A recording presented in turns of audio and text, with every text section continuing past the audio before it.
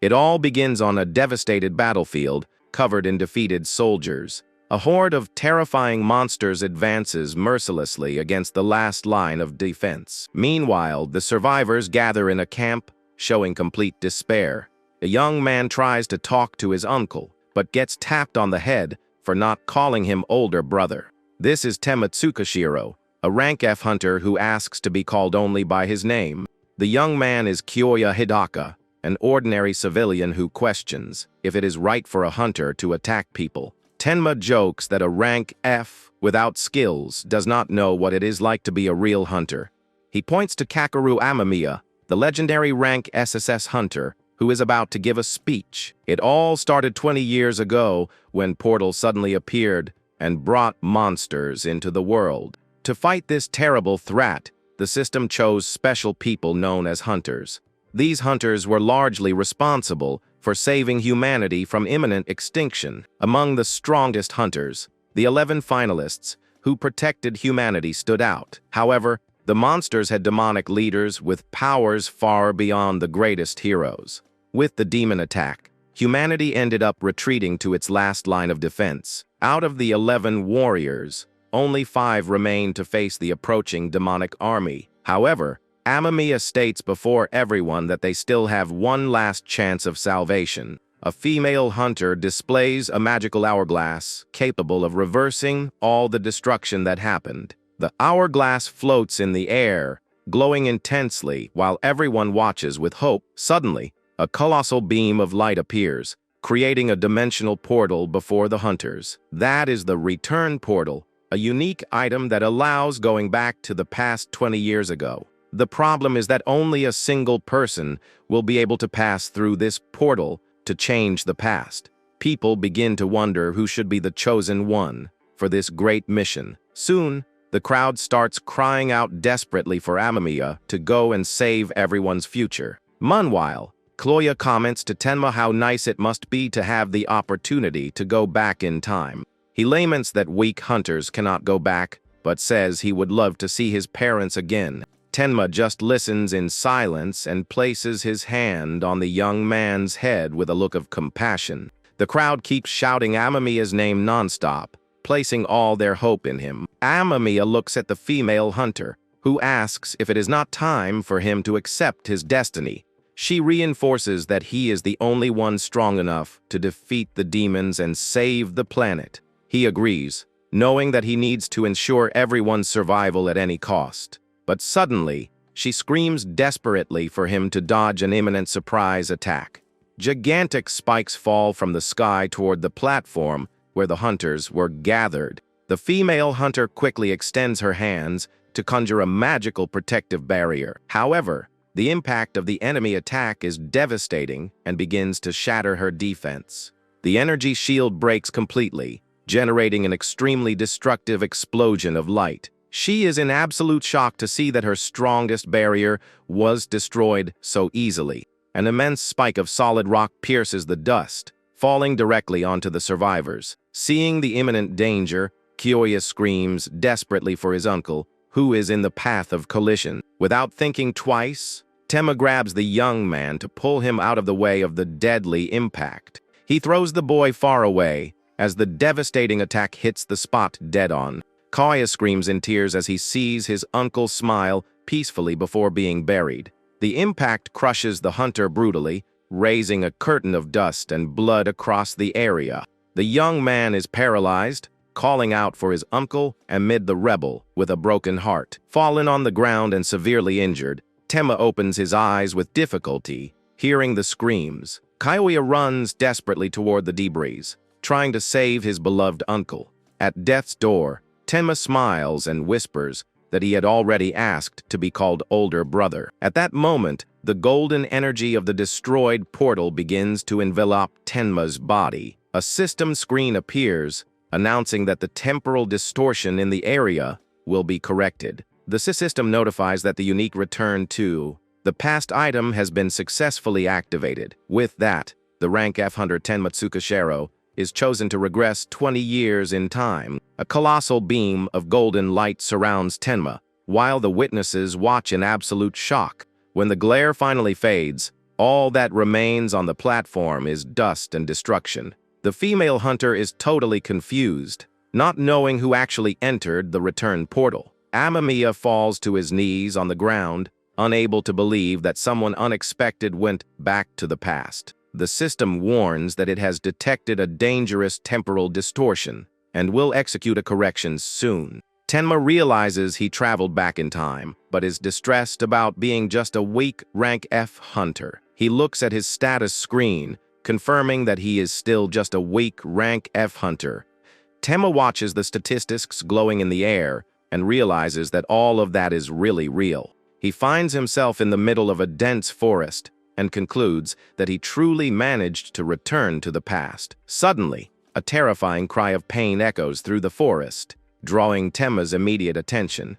Without thinking twice, the protagonist runs swiftly through the trees to investigate. Hiding behind a tree, he spots a group of monstrous goblins roaming the area. He realizes he is inside a portal and curses his own fear of such weak monsters.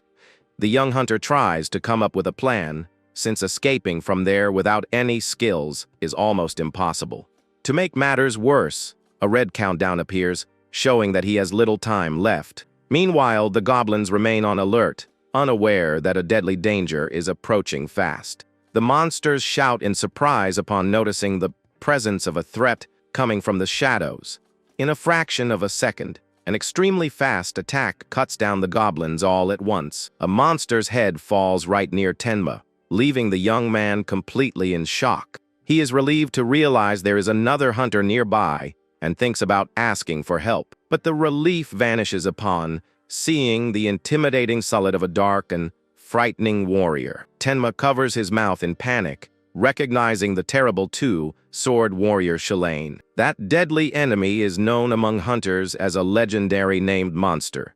He wonders what such a cruel monster is doing there, as he hears someone cry out for help. An injured hunter runs by desperately, warning that someone is slaughtering everyone. Right behind him comes the demonic creature with glowing eyes, ready to harvest another life. The surviving hunter looks back in complete panic upon feeling the overwhelming presence.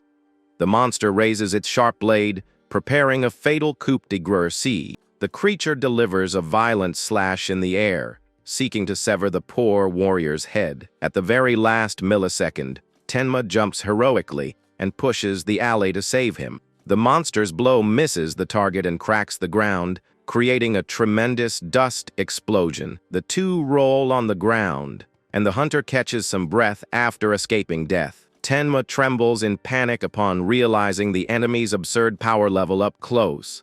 Without wasting time, he grabs his companion and pulls him up to stand as fast as possible.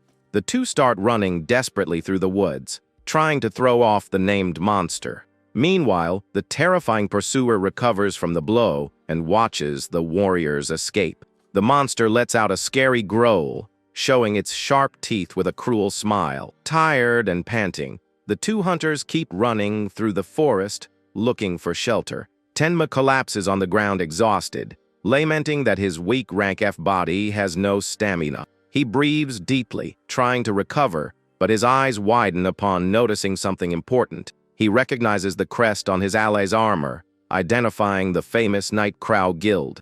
The young man confirms the guy's origin, who explains this guild was supposed to clear that portal. Tenma turns pale upon realizing he is at the exact location of the famous guild massacre. That tragic incident wiped out the entire guild, and even the rescue team sent to the scene. In total panic, the protagonist knows he needs to find a way out before it is too late. He asks if the warrior has any extra weapon so they can fight and escape together. The ally agrees and quickly opens his inventory to look for extra gear. But a devastating attack comes out of nowhere, cutting the hunter in half right before Tenma. The warrior looks at his own bleeding chest, unable to understand what just happened. His body collapses lifelessly while his sword falls to the ground covered in blood.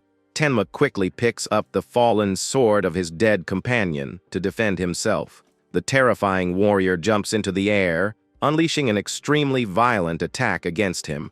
The protagonist manages to block the attack with the blade, but feels the overwhelming force.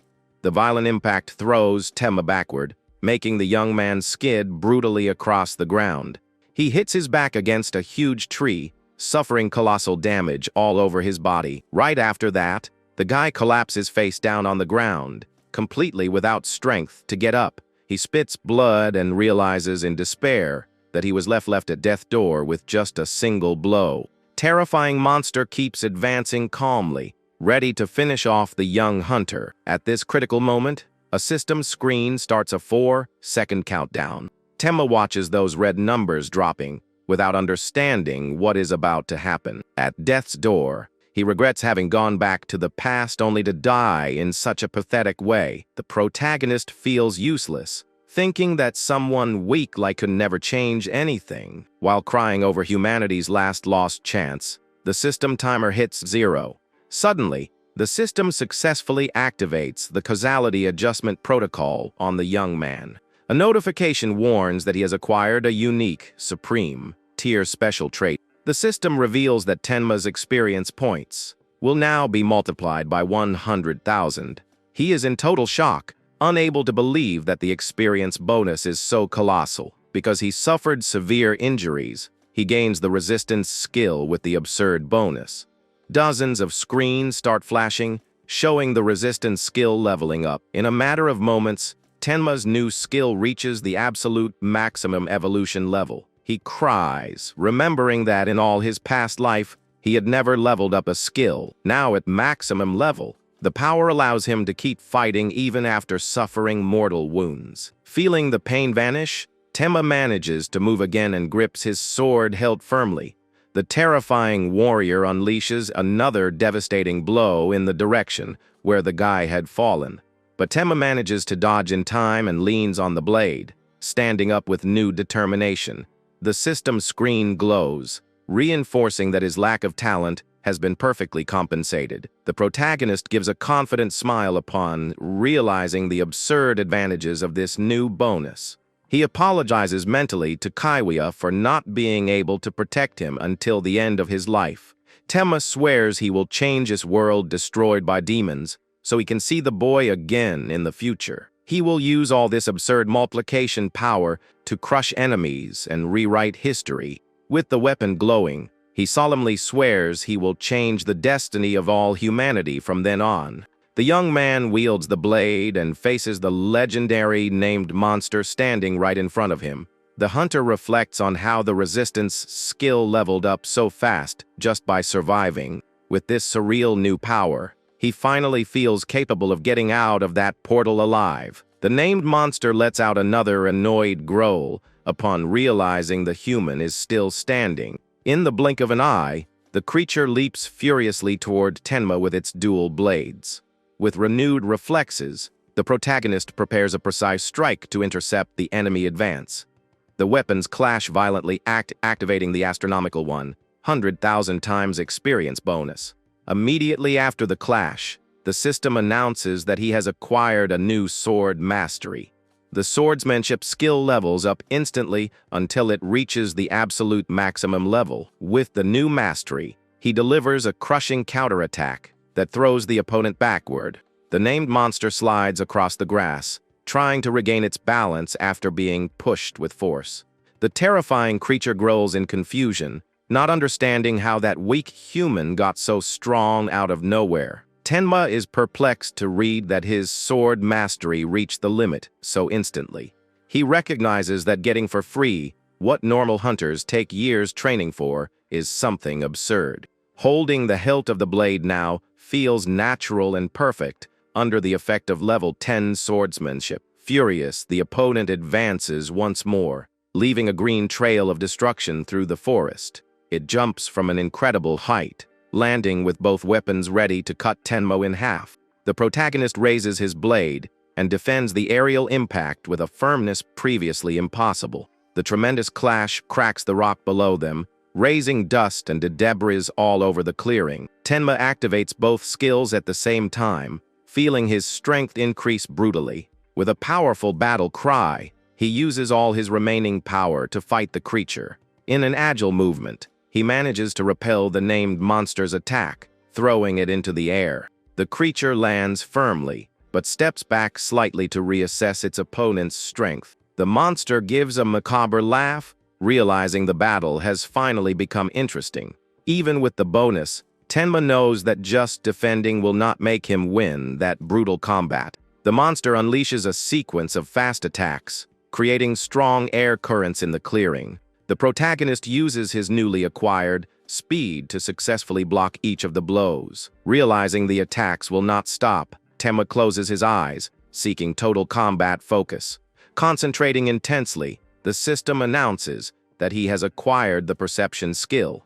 With the 100,000 times bonus, his new perception mastery reaches maximum level in seconds. The notification glows in the air, showing that the new perception mastery has reached its peak. Without giving time for rest, the Dark Warrior advances, delivering another accurate blow. However, now everything seems to move in slow motion to the eyes of the rank F young hunter. He is amazed to notice that his combat vision has changed drastically with the new technique.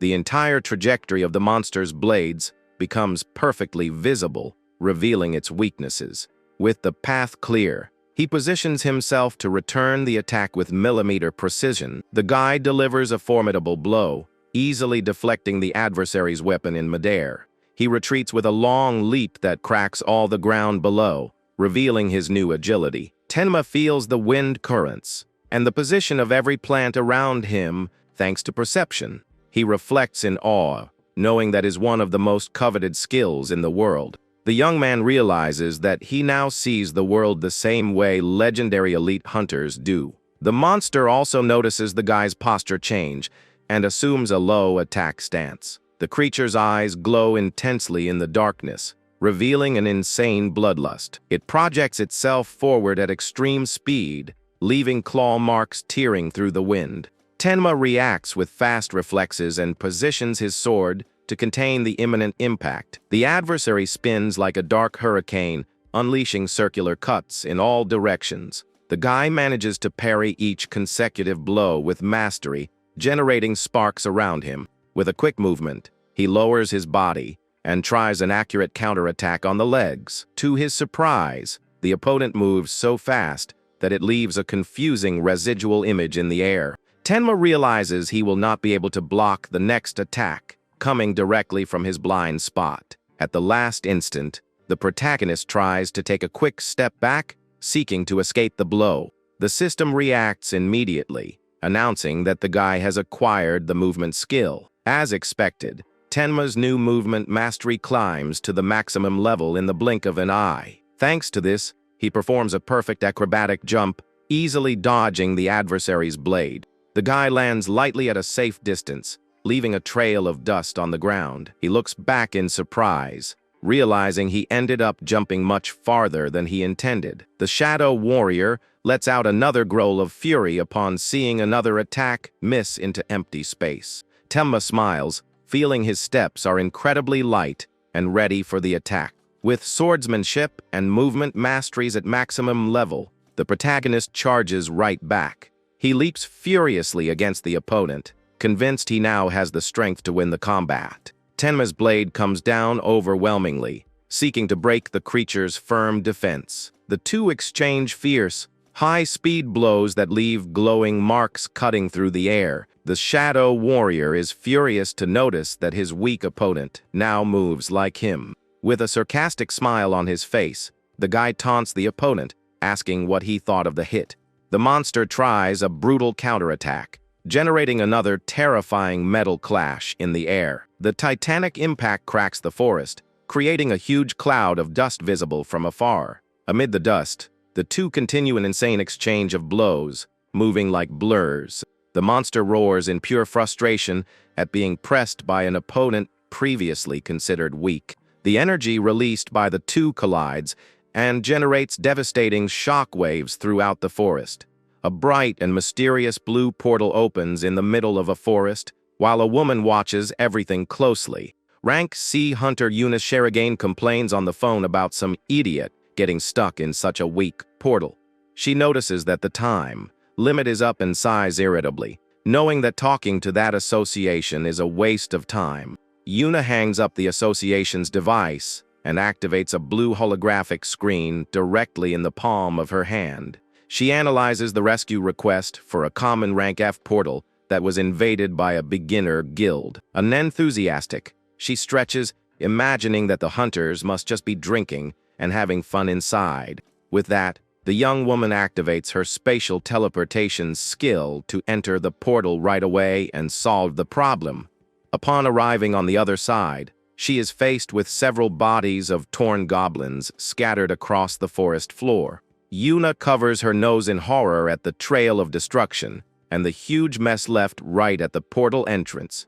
She starts walking through the woods, calling out loudly for the missing members of the Night Crow Guild. Suddenly, the female hunter comes across a colossal fissure opened in the ground and is completely in shock. She realizes that a combat of that scale would be impossible in such a weak portal and feels something is very wrong. Looking further ahead, Yuna spots a human silhouette confronting an immense monster in the middle of the devastated field. The terrifying goblin warrior is severely injured and wields a giant sword covered in blood. Before the monster stands the young hunter, all bruised and holding his blade firmly with a determined look. Yuna feels the enemy's overwhelming aura and begins to tremble, unable to believe a mere goblin could be so scary.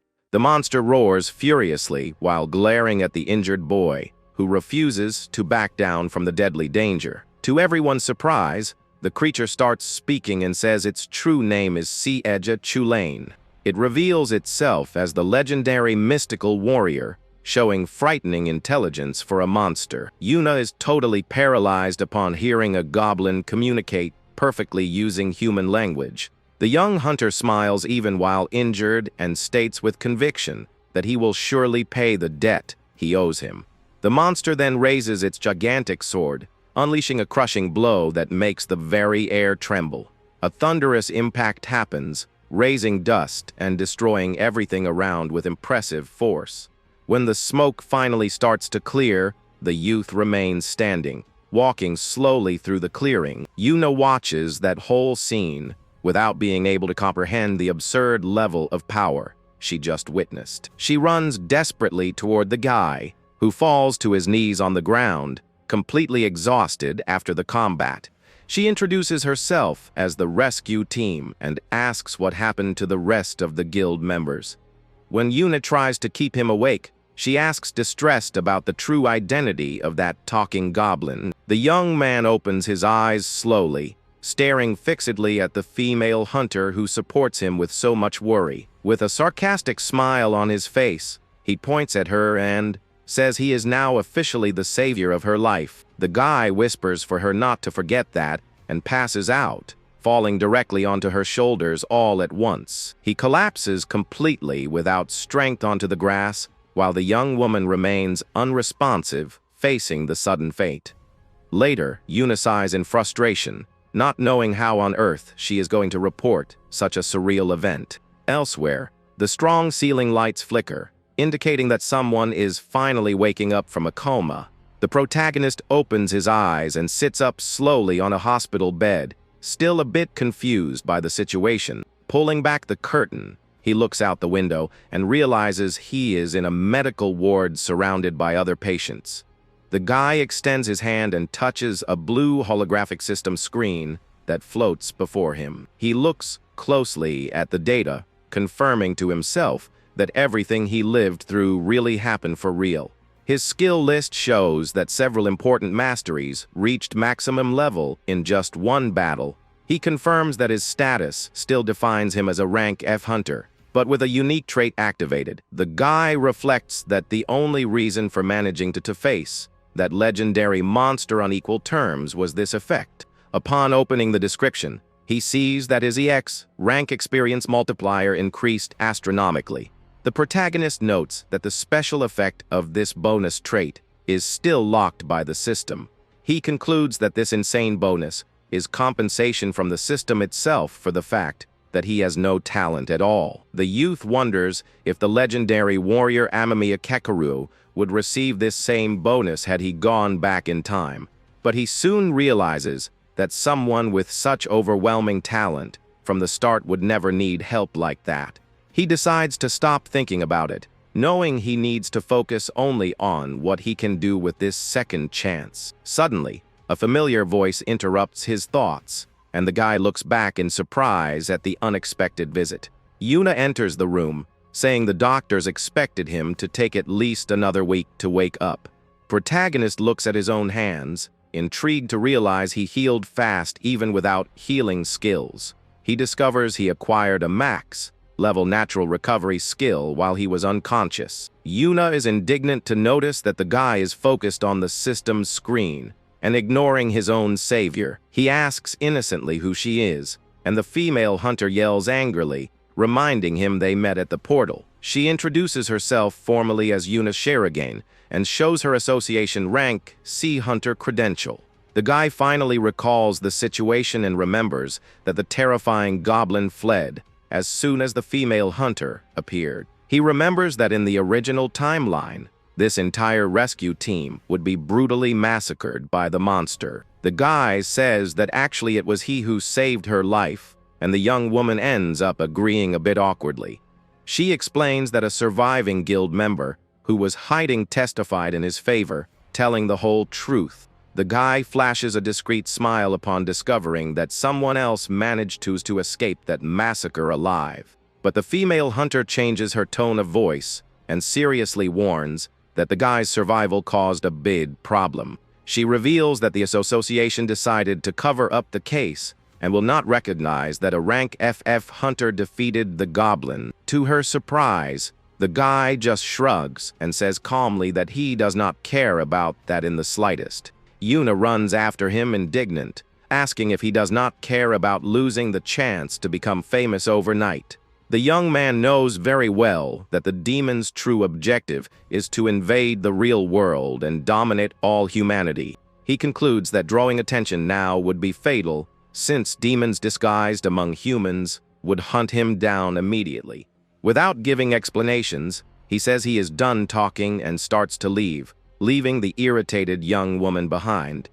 She screams, demanding to know the real reason he entered the guild portal in the first place without authorization. He stops for a second and replies coldly that he did all that strictly for money. The guy lies, saying his only intention was to steal valuable mana crystals left behind by the dead hunters. He leaves the room hurriedly and slams the door shut, leaving the female hunter completely speechless inside. Yuna crosses her arms, extremely confused by that cold attitude, and thinks to herself that he is a very weird guy. Now free, the youth walks through the busy city streets, watching ordinary people living their routines. On a street corner, he watches street vendors loudly offering equipment for beginner hunters.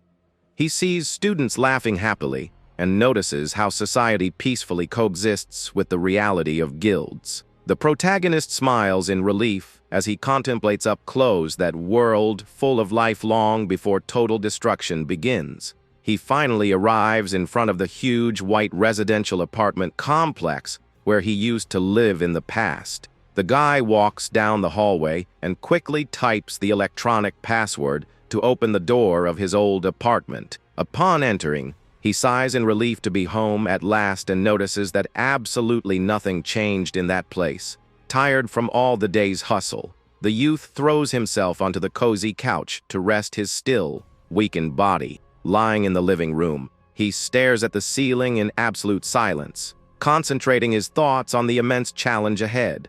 The guy raises a hand thoughtfully, wondering what exactly he needs to do to prevent the extinction of all humanity. He knows that under normal conditions, the association's great heroes would be investigating the tragic guild incident. But since he solved the problem himself and eliminated the threat, history changed and the investigation will never happen. With that, the young man decides to open the system's screen again to analyze the details of his skills and bonuses.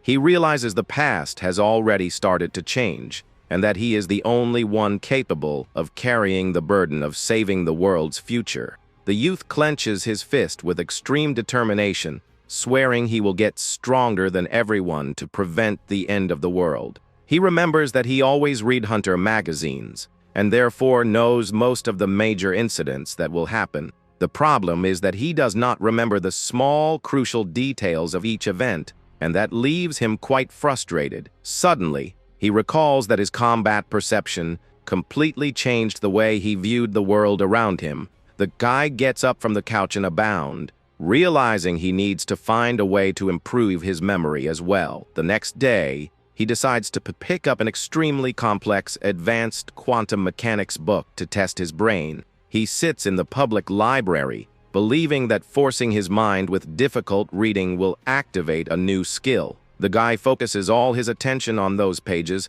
full of complex formulas, trying to absorb every word read. But suddenly, he collapses onto the table exhausted, realizing with frustration that he understood absolutely nothing from the book. He closes the book discouraged, wondering what on earth he is doing, and decides it is better to give up on this silly idea.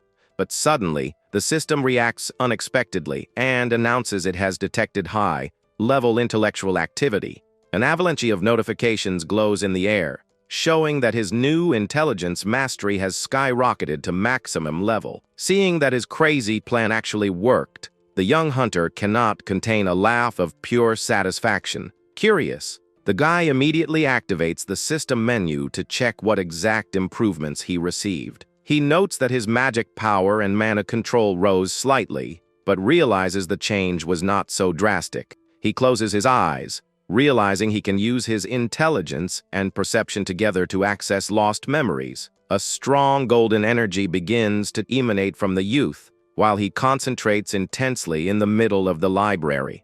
The system confirms the activation of both masteries at maximum level to allow access to his subconscious. He takes a deep breath, trying to force his mind to remember absolutely everything he experienced in that chaotic future.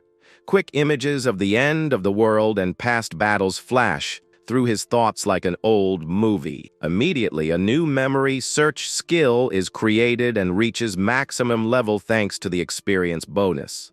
He remains motionless in the chair, while people around him walk through the library, without noticing anything different. With a slight smile on his face, the guy realizes he managed to recover all the important information he needed. The protagonist finds himself in front of the facade of a modern cafe and confirms that was exactly the place he remembered. He looks at his phone screen, reading almost 3 o'clock in the afternoon, while trying to draw the unlocked pattern. The guy gives a sigh of relief upon realizing he finally managed to remember the password for his bank account. At the counter, the displayed balance is extremely low, which makes the youth lament that poverty continues to be his only daily reality. The coffee shop attendant calls out to the young man, politely advising that his order is ready to be picked up.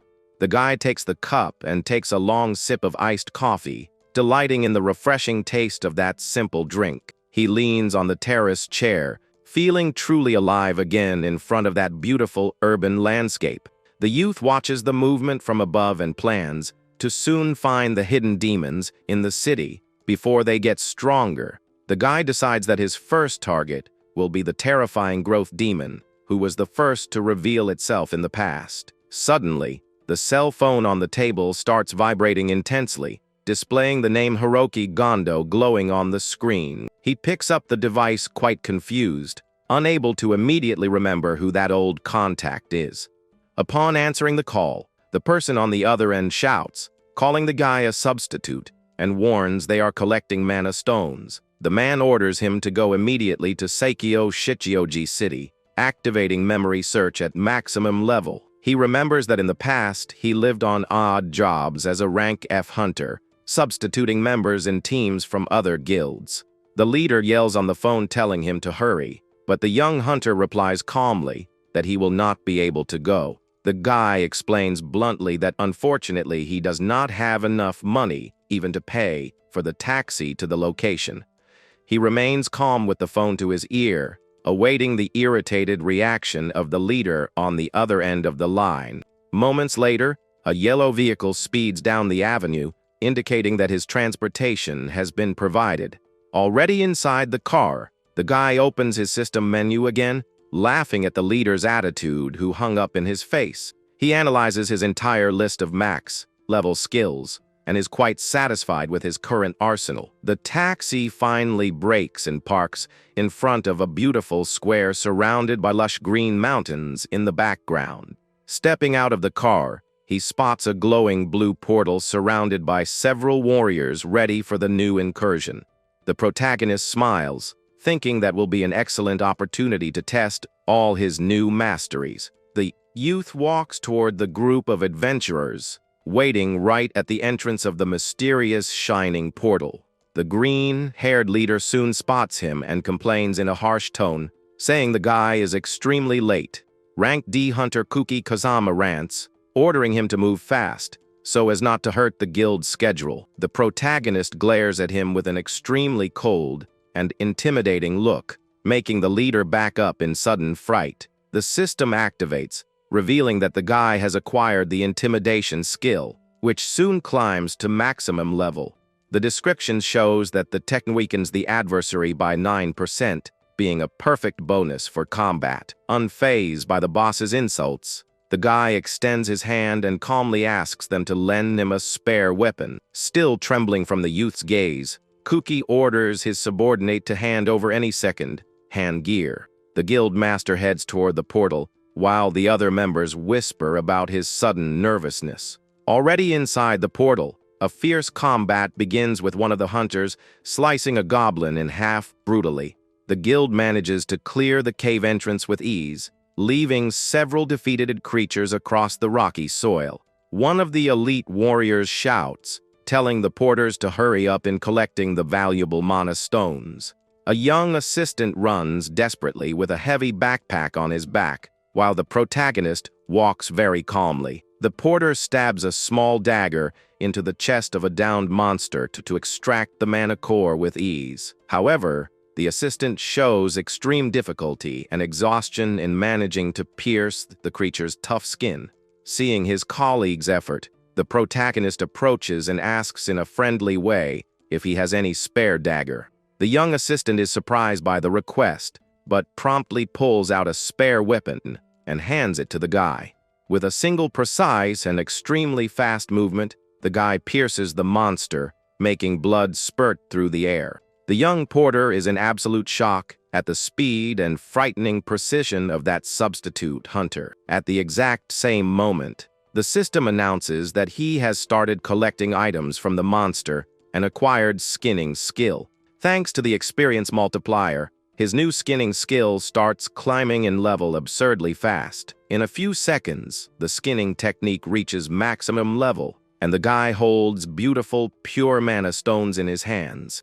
The young assistant stands jaw-dropped upon seeing the perfect quality of the mana stones the protagonist just extracted. With a calm smile on his face, the guy wipes sweat from his forehead and calls his colleague to keep moving forward. The group keeps advancing through the dark cave, leaving behind dozens of demon wolves slain along the way. The leader comments happily that the exploration is going very well and praises everyone's good performance in the incursion. The warrior tells them to keep walking, but gets annoyed upon noticing the rank F hunter has vanished from his collection position. The protagonist and the assistant are already far ahead, working super fast on top of a pile of monsters. The system confirms they managed to obtain perfectly preserved demon wolf pelts of superior quality. Besides that, they also managed to extract top-quality wolf teeth worth a good amount of money. The elite warriors are totally perplexed to see the absurd work efficiency of the two porters. The assistant confesses that the incursion is so well today because before he took way too long to clean everything. The youth asks in amazement how he can become as fast and precise as the protagonist in item extraction. But the conversation is interrupted when an armed goblin with a different look blocks their path suddenly. The monster roars furiously, displaying a striking tattoo on its shoulder and holding its blade with plenty of firmness. The assistant trembles in panic upon realizing that tattooed enemy is the terrifying leader of the goblin squad. Without showing any hesitation, the protagonist puts his hand to the hilt of his sword and starts drawing it calmly. The guy gives a sideways smile, thinking that was exactly the kind of ideal combat he was waiting for. Desperate, The young assistant screams for the protagonist to watch out for the fast attack about to come. He starts crying in despair, remembering that his colleague is just a useless rank F hunter with no talent whatsoever. The goblin leader gives a confident and macabre smile, believing he will have a very easy victory in that combat. The monster then makes a hand signal, calling reinforcements from inside the cave darkness to surround them for good. Heavy footsteps echo through the rocks, announcing that a horde of creatures is approaching the location fast. 4 more armed goblins emerge from the shadows, joining the leader to corner the 2 defenseless humans. The assistant collapses to his knees on the ground, crying that facing 5 monsters at once is a certain death sentence. The monsters let out shrill screeches and advance furiously against the protagonist with weapons in hand. At that moment, the protagonist's eyes flash in a crimson-red tone as he activates his intimidation technique. A colossal aura of dark energy explodes from the guy's body, enveloping the entire cave with deadly pressure. Under the panic effect, the first goblin drops its weapon on the ground and falls to its knees, completely paralyzed. The experience bonus makes the intimidation skill climb even higher in level, knocking down another opponent in the cave. The other monsters also lose their strength, falling to the ground one by one under the overwhelming effect of that scary aura. In a matter of moments, almost all the goblins are defeated on the ground, leaving only the squad leader standing. The goblin leader starts sweating cold, trembling with dread upon realizing his entire horde was beaten without a blow.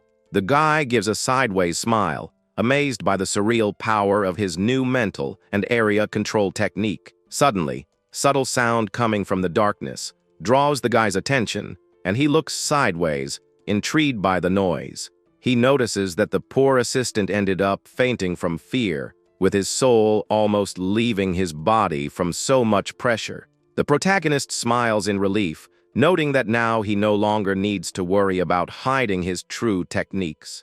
He uses his maximum agility and projects himself forward like a lightning bolt toward the monster leader in the dark. The 2 start trading extremely fast sword blows, generating bright sparks that illuminate the cave. The protagonist blocks the attacks with ease and decides to do a little experiment with his cornered opponent. A violent succession of blows happens, raising dust and making the cave's stone walls tremble quite a bit. The goblin leader retreats, panting and covered in injuries, with no strength to keep maintaining that fighting rhythm. The guy analyzes his blade and concludes that learning advanced techniques requires much more than just fighting for free. He reflects that his bonus helps with basic masteries, but does not change the fact that he still needs to train for real. The protagonist clicks his tongue in annoyance, realizing the real limitations of his system. Accelerated growth. With a single clean and relentless cut, he decapitates the goblin leader once and for all, finishing the combat. The monster's lifeless body collapses heavily onto the cave floor, generating a dark dust curtain in the clearing. Right after that, a new screen appears in the air, warning that his adjustment trait effect was successfully activated. The 100,000 times bonus is applied all at once, generating dozens of consecutive level up notifications on screen. He is totally confused to see his level rise instantly until it reaches the level 20 cap. The guy ponders about not having defeated CDH Chalain, but is surprised to notice his level is locked now.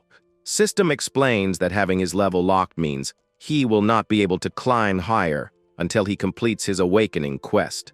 These special quests appear every 20 levels and accumulate useful points instead of common experience points. These accumulated points serve mainly so the hunter can buy rare items directly from the store. Upon trying to touch the holographic screen, the protagonist ends up taking a sudden system shock discharge. He decides to wait for the awakening quest to appear and resolves to leave, choosing what to buy for later. The guy kicks the assistant lightly, telling him to wake up since they still need to finish skinning all the monsters.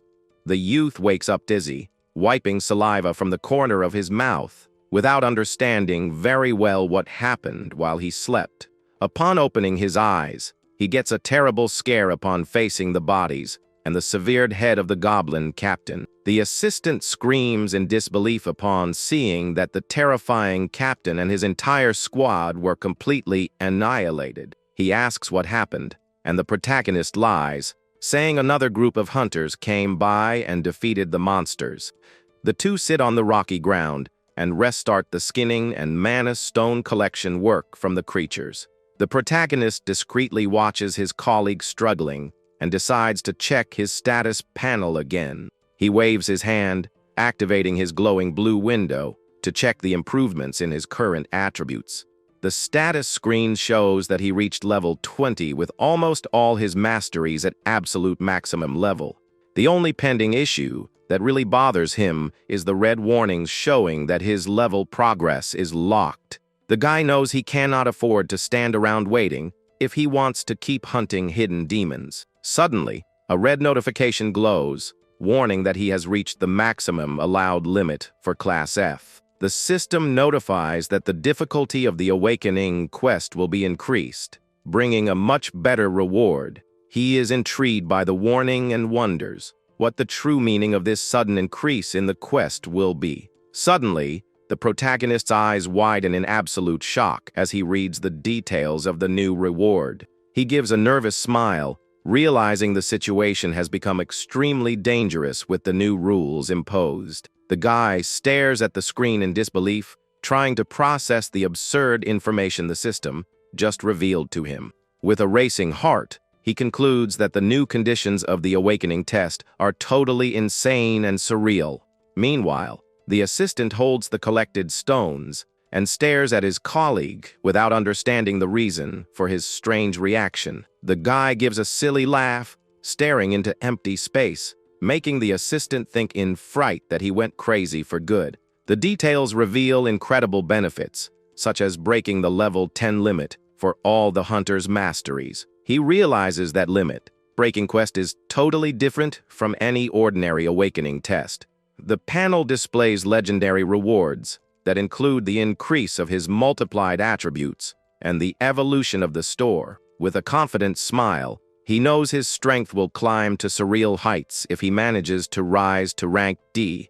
The objective demands the elimination of a demon that, according to his past memory, will appear in a portal in 3 days. That opponent is the terrifying growth demon who would eventually become the leader of the Destruction Army. Suddenly, an additional small blue holographic window pops up, drawing the young warrior's immediate attention. His colleague calls him to leave the portal, and the guy replies that he is already coming while deactivating the holographic screens. The system warns that due to the adjustment bonus, he received a special box containing rare tier gear. The guy is quite surprised by the rare tier gift and quickly touches the screen to open the special package. An extremely bright and bluish beam of light explodes before him, revealing the mystical weapon that was stored. He grips the hilt of the new sword, which gleams intensely, emanating powerful magical energy through his hands. The system confirms he acquired the legendary soul, devouring sword of extremely rare classification. The group finally crosses the portal back to the real world, stepping out into a sunny and peaceful clearing. The young assistant waves happily at the guild master, warning that they are heading out first. The two helpers smile in relief for having successfully completed another day of hard and dangerous work. The protagonist smiles, remembering that his beloved nephew, Kaya, must be only 6 years old in this current era. Suddenly, his cell phone vibrates, showing he received a generous deposit of 50,000 yen in his account. The guy is confused and questions the leader, remembering that the agreed amount for the hunter odd job was much lower. Kuki smiles awkwardly and explains that he sent an extra bonus as a way of thanking him for the excellent work. They say goodbye amicably and start walking back while the guy watches their departure in silence. He reflects with a smile that people in this world start treating him with a lot of respect as soon as his power increases. However, his stomach starts to rumble loudly, reminding the young hunter that he is starving after so much commotion. Thinking about using his new money to eat something tasty, the youth is interrupted by a notification on his phone. He looks at the screen and sees he received only 4,500 yen after the taxi ride deduction. The guy gets furious seeing that pittance of an amount and curses furiously against his boss's stinginess. To manage to save as much as possible, he goes straight to the city's popular market to do grocery shopping. Already inside the market, the guy picks up a very green bunch of broccoli and smells the vegetable with deep satisfaction. He smiles charmed, remembering that in the destroyed future it was absolutely impossible to find such fresh vegetables. Suddenly, someone approaches from behind, drawing the guy's attention as he turns around in surprise to look. It is Yuna wearing casual clothes, glasses, and holding a shopping basket in the middle of the aisle. He asks suspiciously if she is spying, and the girl replies angrily that she just came to do grocery shopping. The youth explains he was just appreciating the smell of the vegetable, leaving the female hunter quite scared by the scene. Upon observing the girl's face more closely, the protagonist feels a strong sense of having seen her in the past. He activates his memory search skill at maximum level to try and retrieve any recollection of her. The guy's mind cross references the data of Yuna's face with the image of a legendary warrior of the chaotic future. The youth asks directly if by chance she has an older sister named Yuki Sherigan. Yuna jumps in surprise and asks how he knows her sister, while the guy thinks it is impossible not to know. Her sister is the legendary infinite archer Yuki Sherigan, one of the 11 most powerful heroines of all humanity, known as the Goblin Slayer. She was relentless because in the past her little sister had been killed by monsters. He realizes that by saving the girl in the portal, he prevented her sister from becoming the cold monster slayer of the future. The guy gives a teasing smile, saying he knows her sister for being very pretty, leaving Yuna quite confused. He adds that Yuna looks a lot like her, making the girl blush immediately from sheer embarrassment. In silence, the youth plans to use her teleportation skill when he faces the terrifying demon. The guy extends his cell phone asking for a contact number, and the girl gets startled without understanding that attitude. Totally embarrassed, the female hunter stutters, saying she does not care, but claims there are steps for that. He cuts the mood, saying he just wants the number to collect the debt of having saved her life, irritating the girl for good. Furious with the guy's coldness, the young woman snatches the phone from his hands to type her personal phone number. She types with so much anger that the phone almost catches fire, making the protagonist sweat cold at that reaction. As soon as he takes the device back, the young hunter runs out of the market without looking back for even a second. Yuna is left shouting furiously in the middle of the store, promising to take revenge on that cheeky fellow next time they meet. The next day, the protagonist gets off the bus carrying his sword in search of the address he needs to find. He reflects on the new rare to sword, which has 3 times more power than his old common iron blade. The panel reveals that the soul devourer is super rare and that absorbing souls unlocks surprising special powers. The guy knows that just a strong weapon is not enough to defeat the demon, and therefore he needs to learn superior swordsmanship. He concludes that if someone wants to learn to cook, they look for a chef, and to learn swordsmanship, they must seek a master. With this idea in mind, he arrives in front of the renowned kendo dojo of the influential Kirishima family in the city. The youth approaches the large entrance door of the dojo and knocks softly, asking permission to enter the premises. Upon noticing the door is unlocked, the guy pushes the gap slowly to take a look at the interior environment. He knows that to defeat the demon race, he needs to acquire a main technique capable of dealing brutal damage. The legendary swordsman of the dojo is famous for being able to cut mountains and divide the sky with a single clean blow. This man became a true symbol of hope for all humanity, performing miracles on the battlefield. He is the great sword Saint Teo Kirishima, one of the most respected and powerful warriors that ever existed. However, upon getting closer, the guy sees the blue-haired master holding a pen and complaining of laziness.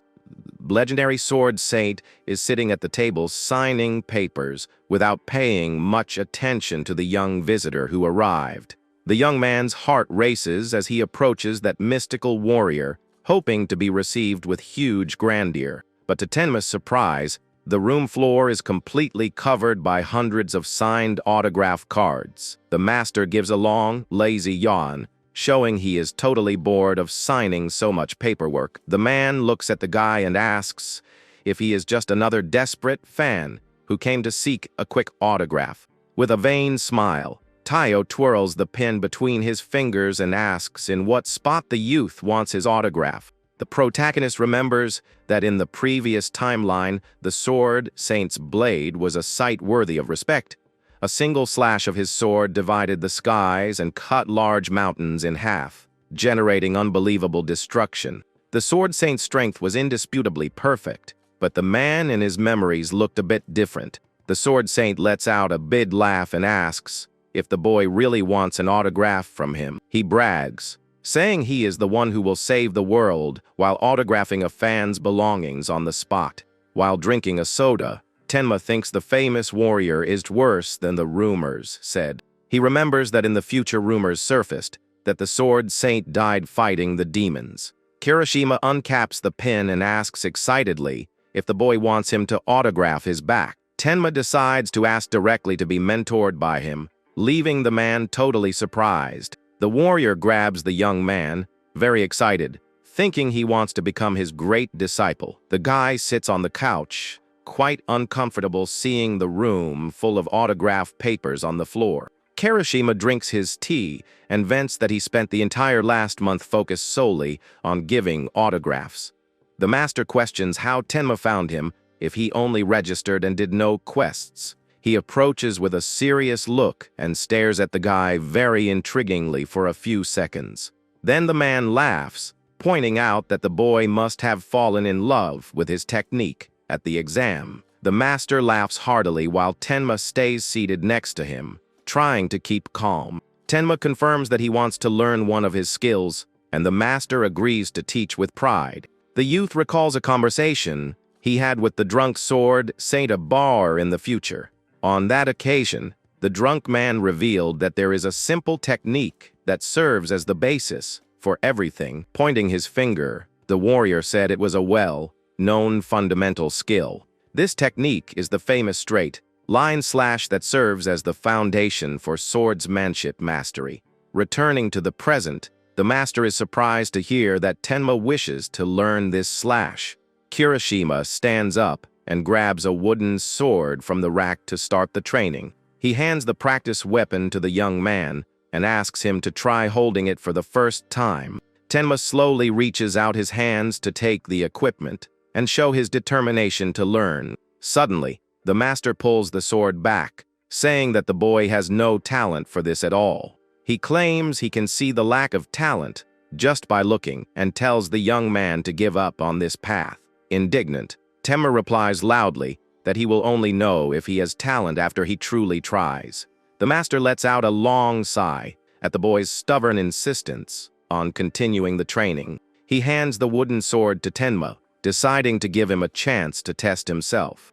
Upon holding the weapon, the system activates level 10 swordsmanship, and a powerful aura appears around him. Kirishima is shocked to see the drastic change in the young man's posture as he holds the blade. The master thinks, intrigued, the boy's breathing and presence have completely changed to a new level. Impressed by the sudden transformation, the man tells the boy to follow him outside. The two go to an open-air hill, where there are several wooden lobs for training. Kirishima positions himself in front of the target and announces that he will demonstrate how the technique should be done. He smiles confidently, saying he will show his incomplete level 9 technique as a favor. The master raises the wooden sword to the sky, concentrating his energy before attacking the log. He delivers a perfect vertical slash in the air with impressive force, cutting through the wind. With a single clean strike, the wooden log is split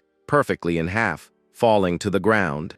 Kirishima turns to the young man and tells him to try to reproduce the same movement on the wood. Tenma raises the weapon above his head, concentrating to execute the attack with precision. However, when striking the lord, he just delivers a blunt thud without cutting and gets quite startled. The master crosses his arms in disappointment, confirming that the young man truly has no talent whatsoever. Without giving up, the young man keeps delivering several blows in a row to the lord without causing any cuts. Seeing that, Kirishima laments, thinking that the boy would take 10 years to learn the basics. The master observes the boy's fatigue and thinks that he would have already sent him away if he were not a fan. He decides to give a tip, telling the young man to connect the sword with the sky by raising it high into the air. He explains that as he brings the blade down, he must imagine a straight line uniting the sky and the earth. Tenma listens to the explanation closely and nods, agreeing to try it the way he was taught. The young man delivers another strike with all his strength into the wood, trying to align the movement. Kirishima thinks the effort is useless and suggests ending the training for today, seeing the boy's failure. But suddenly, the master freezes upon hearing a completely different sound coming from the attack. A bright blue aura begins to wrap around the wooden sword as the young man prepares the attack. Kirishima watches in disbelief as he notices that the trajectory of the boy's strike is changing in the air. The master realizes with awe that the blade's movement is getting sharper and more precise by the second. The man starts breaking into a cold sweat, unable to believe the absurd evolution he is witnessing right there. The wooden blade finally hits the log with overwhelming force, tearing through the structure. The large wooden log is cut in half and splits apart with an extremely loud impact. Tenma remains standing in an impeccable posture after managing to perform the slash perfectly. Kirishima starts clapping in surprise and immediately takes back what he said about the lack of talent. But then the master points at the young man, stating that the real strike is much more difficult. He shows 4 lined-up logs and says that the real technique requires cutting all of them at once. Thinking it is impossible, the master tells the boy to try, while Tenma calmly accepts the challenge. The man keeps a completely blank expression, not understanding what the young man intends to do next. Tenma calmly positions himself in front of the row of logs, holding his wooden weapon firmly. The young man raises the sword high, accumulating an absurd amount of energy around the blade. Kirishima watches the scene with wide eyes, feeling that something surreal is about to happen. Tenma delivers an overwhelming vertical slash, releasing a giant wave of energy against the targets. The 4 logs are cut in half, and the system notifies that the new technique has reached the maximum level. The impact of the strike cracks the entire ground of the mountain, creating a deep trail for several meters. The sword saint collapses to his knees on the ground, completely shocked by that level of power. Kirishima asks incredulously how this is possible, while Tenma just gives a slight, satisfied smile. The sun begins to set in the city, illuminating the large residential buildings with a golden hue. Yuna appears in her apartment hallway using her spatial ability while carrying shopping bags. The girl announces she has arrived, but her sister scolds her for using teleportation so carelessly. The famous hunter Yuki crosses her arms, warning about the dangers of wasting energy needlessly. Yuna agrees without paying much attention, but her sister immediately notices that her face is very red. The hunter tries to play it off, embarrassed, while the older sister notices the girl's unusual attitude. Trying to change the subject, Yuna takes off her glasses and places them on the living room table quickly. She gathers her courage and timidly asks her sister if she knows a hunter named Tenma. The girl awaits the reply with a racing heart and a very embarrassed tone on her face. Yuki thinks for a moment and calmly replies that she has never heard that name in her entire life. Yuna smiles with relief at the answer, while her sister finds the youngest's atypical behavior strange. Later, the girl sits on her bedroom bed, looking at her cell phone screen with a smile. She reflects embarrassed, thinking that the boy mentioned her famous sister just to get her number. Looking at his name on the screen, she thinks that despite being strange, the boy was quite attractive and cute. Suddenly, Yuki appears at the door asking if she met someone, making the girl scream in fright. Yuna hides under the blanket in embarrassment while her sister laughs, saying she is easy to read. The older sister approaches curiously and asks the youngest to tell her who the mysterious boy is. Hugging her pillow, the blushing young man's helper is revealed as the boy who helped her at the gate the other day. She says it is no big deal and timidly reveals that he simply asked for her contact number. Yuki strokes her sister's head and jokingly asks to be introduced to him if things work out. The sister warns that she will participate in a big guild raid tomorrow because the gates are acting strange. Yuna asks her not to take risks in dangerous association missions, and her sister agrees with a smile. Yuki says goodbye affectionately and leaves the bedroom, leaving the younger sister alone with her thoughts. Alone in the room, the girl picks up her phone again to look at the boy's saved contact. The girl's heart beats intensely when she sees Tenma's name glowing on her cell phone screen. Back on the dojo hill, the wind blows hard in the clearing where the lobs were destroyed. A system notification warns that Tenma has learned the technique and that it has reached maximum level. The young man celebrates with relief upon seeing that the multiplier worked perfectly after understanding the strike. Tenma turns around smiling to thank the master, but gets a huge fright at what he sees in front of him. Kirishima is kneeling on the ground, begging desperately to be accepted as his disciple. Kirishima grabs Tenma's leg in desperation, begging to see the technique again. The master cries, saying he was never able to reach the maximum level of that skill. Tenma is surprised to realize that he ended up surpassing the creator of the technique himself. The system displays the details showing that at maximum level, the strike cuts intangible objects. The young man remembers that one day is left until the demon appears and decides to learn more techniques. Seeing the master's desperation, Tenma agrees to show the strike again if he does him a favor. The young man asks to learn other skills from the warrior in exchange for teaching his secret. Tenma extends his hand in a friendly way and formally introduces himself to the sword saint. Kirishima looks at the boy's hand with his eyes full of tears of deep emotion. Suddenly, the master lunges forward and gives a super tight hug, calling the young man master. The man celebrates greatly and declares that from that day on, Tenma will be his new master. Kirishima promises to teach all his skills while the young man tries to pull away. The master makes an incredible leap to the skies, accumulating overwhelming energy in the blade. He executes a complex and extremely destructive technique, releasing aura flames into the air. The attack generates a colossal explosion in the sky, illuminating the entire area with an intense glow.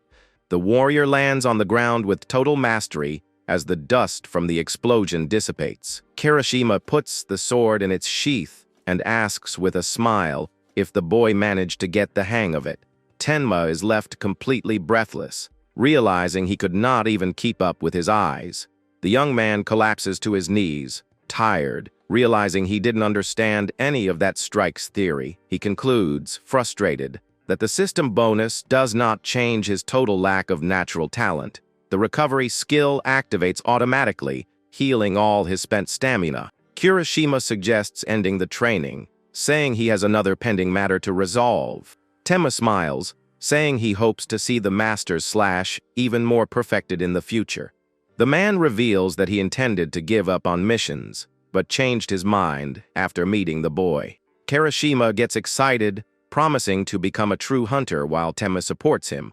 The day comes to an end, and the twilight light covers the busy streets of the big city. In a supplies shop, a merchant analyzes the wolf pelts brought by the young man.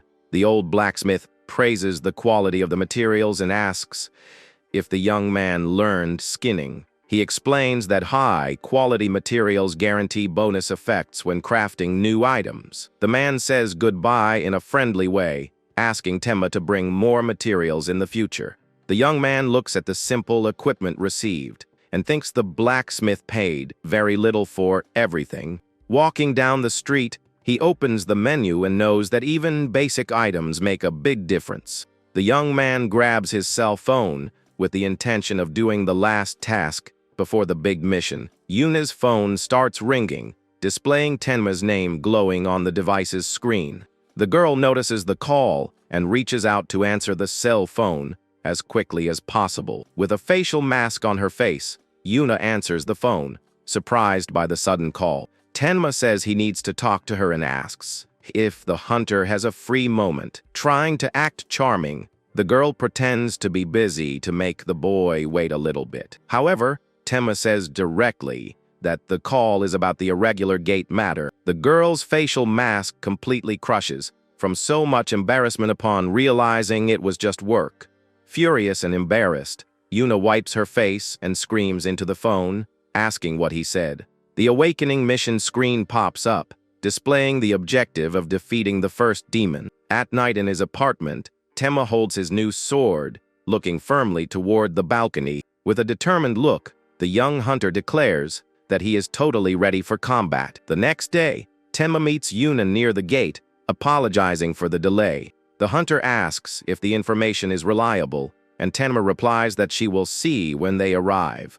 Yuna explains that they will accompany another guild in exploring the rank D gate. She pauses for an instant and tries to say something more, leaving the young man beside her curious. Embarrassed, Yuna gives up talking and stomps away, quickening her pace toward the gate.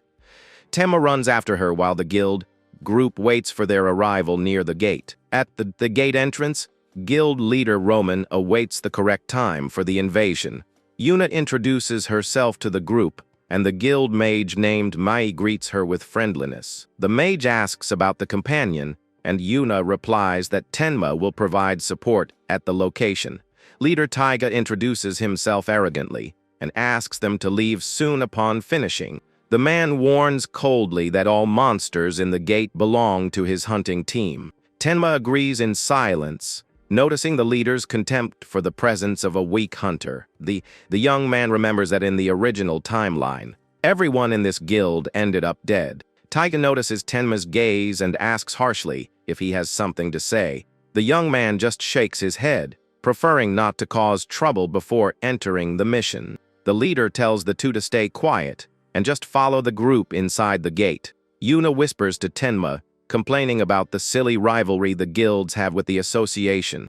Guild hunters begin to cross the magical rift while the two follow behind. Before passing through, Yuna asks to check the gate's energy to see if there is any anomaly. The hunter extends her hand before the purple vortex and begins to measure the local magical flow. She closes her eyes, very focused, as she feels the gate's magical currents. The young woman states that she found nothing wrong and questions if Tenma is sure about this. Tenma crosses his arms with a smile on his face, saying she will find out very soon.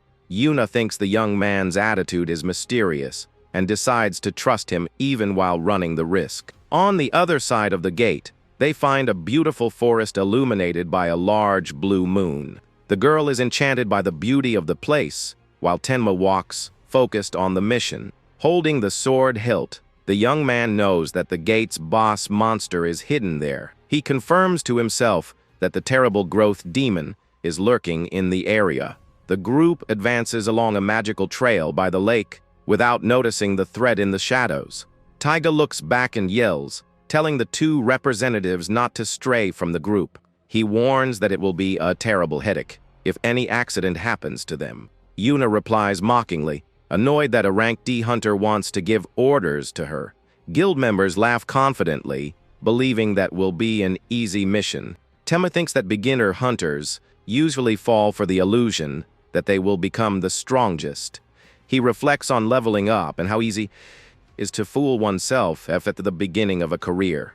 The young man knows that only true monsters of talent manage to reach rank S. Suddenly, the lead hunter shouts desperately that several magical beasts are approaching. 3 huge silver wolves emerge running at high speed toward the group. Taiga draws his dual swords and orders everyone to prepare for imminent combat.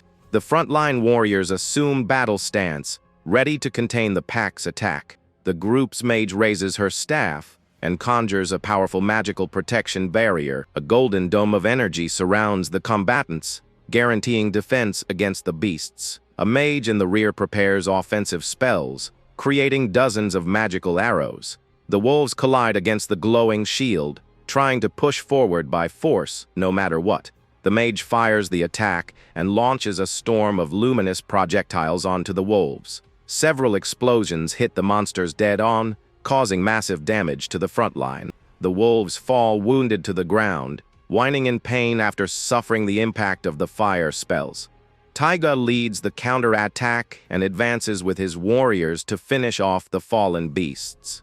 The swordsmen pierce the creatures on the ground, eliminating the threat in a matter of seconds. From afar, Tenma evaluates the group and thinks that under normal conditions, they would succeed in the hunt. But suddenly, scary growls echo through the woods again, surprising leader Taiga. Tenma warns mentally that the presence of the growth demon changed the rules of the game.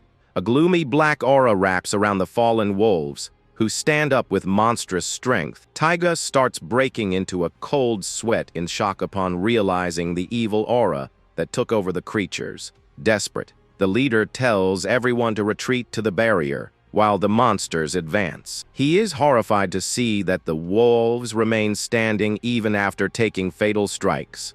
Taiga tries to contain the furious charge of the beast, which advances without hesitation toward him. The mage casts several magical ice arrows, trying to stop the monster's advance. However, the magical attacks collide with the wolf's body and simply shatter. The mage is totally shocked to realize that her spells have no effect.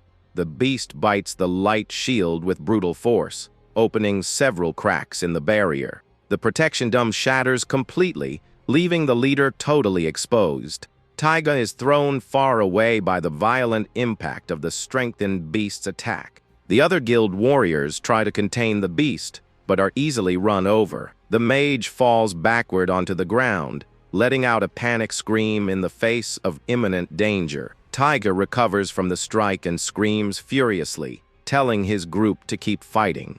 Tenma observes everything and reflects on how the demonic aura strengthens the creatures. He thinks that this ability to corrupt monsters makes demons terrifying. The flaming wolves keep attacking guild members relentlessly. Yuna gets distressed by the massacre and asks the young man if they shouldn't help. Tenma activates his maximum level perception, warning that danger has reached them. A wave of energy envelops the two young people, revealing that the pack has surrounded them. The monstrous beasts run through the forest, focusing all their fury on the isolated duo. 3 large silver wolves let out terrible growls as they leap toward Tenma. The first beast leaps with sharp claws, ready to tear apart the young hunter. The young man draws the soul-devouring sword, which begins to glow intensely. In a single clean slash, Tenma slices the monster in half, making blood spurt. The boy smiles with satisfaction, confirming the flawless efficiency of his new sword. 2 other wolves advance at the same time, trying to get the young man from behind. Tenma takes a combat stance and prepares another swift attack to liquidate the targets. Suddenly, several magical chains of orange energy emerge from the ground. The chains wrap around the bodies of the 2 wolves in mid-air, binding the monsters firmly. The beasts fall immobilized to the ground, while Tenma watches the magic work. Yuna maintains the immobilization spell and screams, telling the young man to finish off the wolves. Tenma agrees, admiring the versatility of the hunter's magical abilities. He spins his blade in the air, creating a luminous mark shaped like an X in the wind. The young man executes the double slash, destroying the 2 trapped beasts in a huge explosion. The monsters' bodies are sliced into several pieces, falling lifelessly to the ground. Yuna watches the scene incredulously, shocked by the destructive power of that rank F hunter. The dark smoke from the defeated monsters' soul starts rising from the bodies. The system warns that the soul-devouring sword has started absorbing the energy. The weapon's soul concentration bar goes up while Tenma puts the blade away. The hunter looks back and notices that the other guild is still struggling. Guild members suffer from the beast's attacks, being burned and thrown far away. Taiga turns around desperately and screams, demanding that the 2 help his team in the fight. Tenma crosses his arms and returns the provocation, asking if he didn't say not to touch his prey. The guild leader freaks out in anger, unable to believe the boy said that at a critical moment. Right after, the man takes a violent paw strike from a wolf and flies far away, spitting blood. The massacre continues while Yuno insists, asking if they really won't intervene. After managing to survive, the group rests exhausted, and Taiga suggests continuing the hunt. The group's warrior revolts and questions if the leader lost his mind wanting to move forward. The mage also refuses to continue, stating that it is impossible to advance in that portal. Taiga screams at his colleagues insensitively, claiming it is just a simple rank D rift. He rants that he needs the mission money to pay off debts and buy equipment. Tenma thinks greedy hunters forget that gates are extremely lethal places. Yuna interferes in the discussion and warns that the gate is irregular and the monsters are strengthened. Sejima questions furiously if they have any proof that that gate really is irregular. He states arrogantly that his guild is in charge and demands that they not step out of line. While trying to impose his authority, the mage beside him starts trembling with terror as she looks back. Sejima finds the girl's reaction strange, not understanding the reason for so much sudden panic. She points terrified into the darkness, warning that something giant is approaching the group. A monstrous figure with glowing red eyes emerges in the shadow, staring at the hunters. The creature steps on the ground, releasing an extremely heavy and threatening red aura. An enormous giant wolf, covered by gloomy energy, walks toward the warriors. The great boss lets out a deafening roar that echoes throughout the rift's forest. The shock wave of the roar throws the hunters far away, causing great confusion. Sejima falls to the ground terrified, unable to comprehend the monster's absurd strength. Tenma recovers from the impact and analyzes the beast, realizing the gravity of the situation. The young man immediately notices that creature is the great boss of that gate. The giant beast intimidates everyone while emanating an overwhelming amount of evil power. A system window warns that the boss wolf's roar activated a negative status effect. The warriors panic, feeling severe headache is caused by the skill. One of the hunters screams for the mage to use her escape magic as quickly as possible. The mage asks everyone to gather around her because she won't be able to hold out for long. Tenma resists the effect, and the system grants him successive levels of the mentality skill. His resistance to mental disturbances increases, allowing him to regain consciousness. With a completely clear mind, the young man stands up, ready to act before it is too late.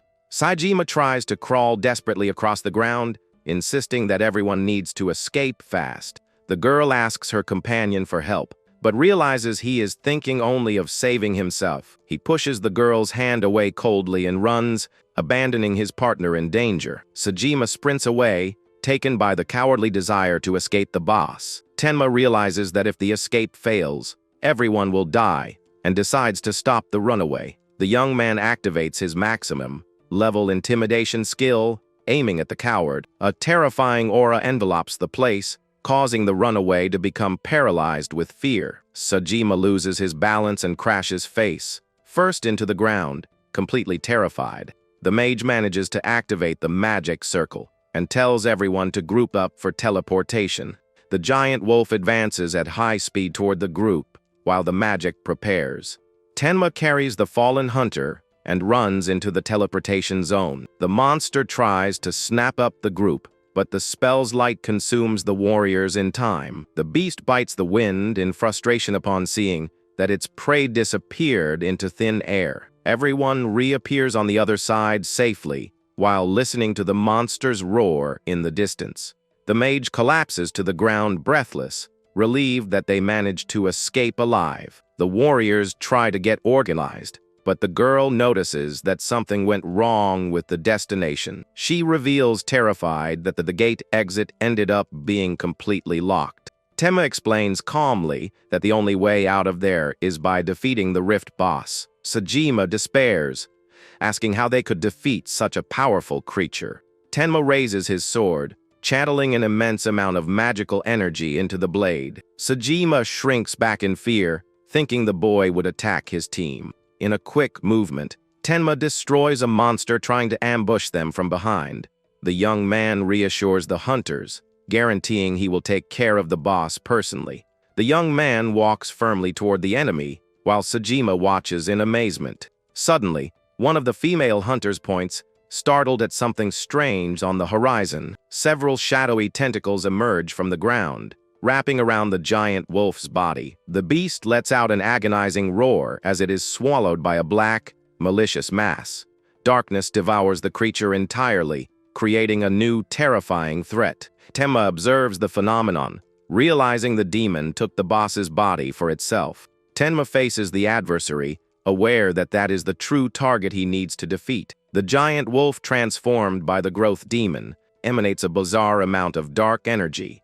The hunter is totally shocked and questions if he really intends to face that monster alone.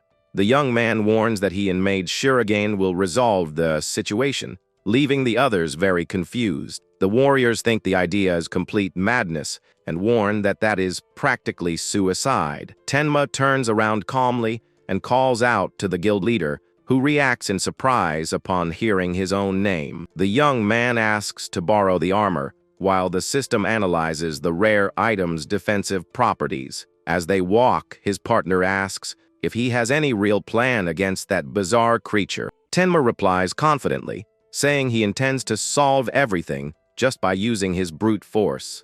The girl makes fun of the answer and warns that this simplistic strategy is the perfect path to death. He explains that the boss's evolution locked the gate and that they need to fight to manage to escape. A pack of smaller wolves emerges, running fiercely toward the duo to intercept them. The young man leaps against the pack, delivering a spectacular energy slash that sweeps enemies from the path. Other beasts take advantage of the boy's advance and run at high speed to attack the hunter. The young woman focuses her power and conjures a powerful lightning spell, electrocuting the monsters all at once.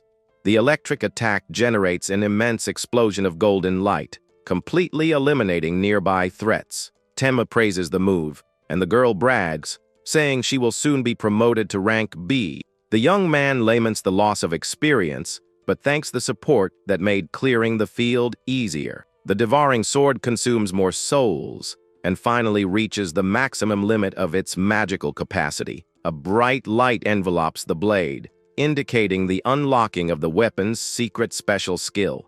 System reveals the release of the soul release feature, which greatly increases damage for 5 seconds. Tenma outlines a slight smile, knowing that 5 seconds of full power will be more than enough. The girl interrupts the boy's thoughts, warning that a bizarre energy has started taking over the peak. Atop a cliff, the corrupted wolf howls under the full moon, spreading dark flames around it. The rift wolves retreat, intimidated by the sinister and modified call of the possessed leader.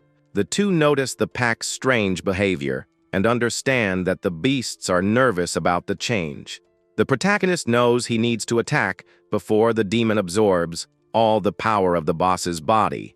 The hunter doubts the boy's knowledge and points out that that monster is like a natural disaster. Tenma explains that a demon invaded the creature's body and that these entities use profane magic. System warnings pop up, revealing that they have entered the territory dominated by a demonic servant. A severe restriction is imposed, prohibiting any nearby creature from increasing its strength. The hunter finds the warning strange, and the young man volunteers to clarify the situation quickly.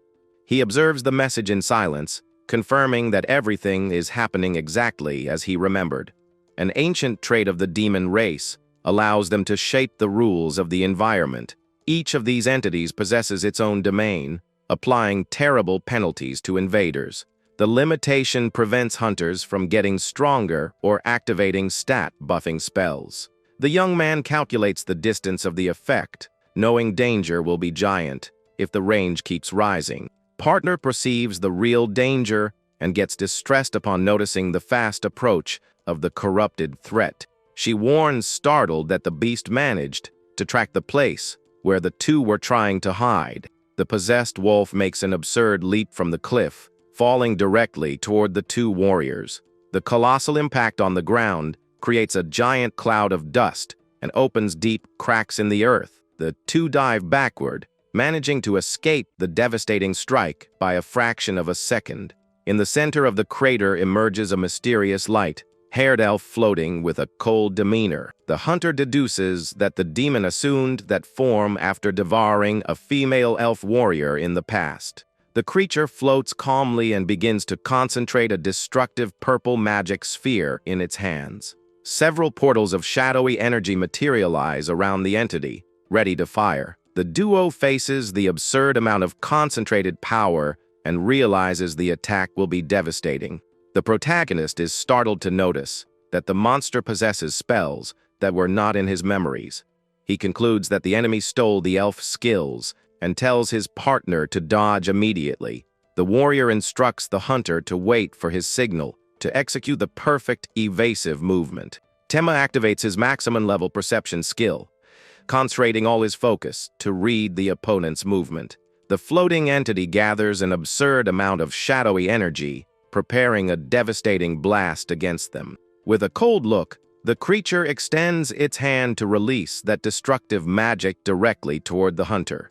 With a slight finger movement, the corrupted elf fires the purple energy portals with extreme speed. The protagonist screams, telling his partner to dodge the exact moment the projectiles are launched into the air. Colossal beams of purple light cross the battlefield, destroying everything they find in their path. The blasts fall like dark energy meters, forcing the girl to run desperately to save herself. Meanwhile, Tenma dodges the swift attacks, sliding across the ground with mastery to avoid being hit. The system activates maximum level agility skill, granting the young man incredible reaction speed. Right after, maximum level footwork is activated, allowing even more agile and precise movements. To top it off, the young man activates his physical combat techniques, dodging magical projectiles in the air with acrobatics. The young man lands safely while a colossal explosion of dust and smoke destroys the ground right behind him.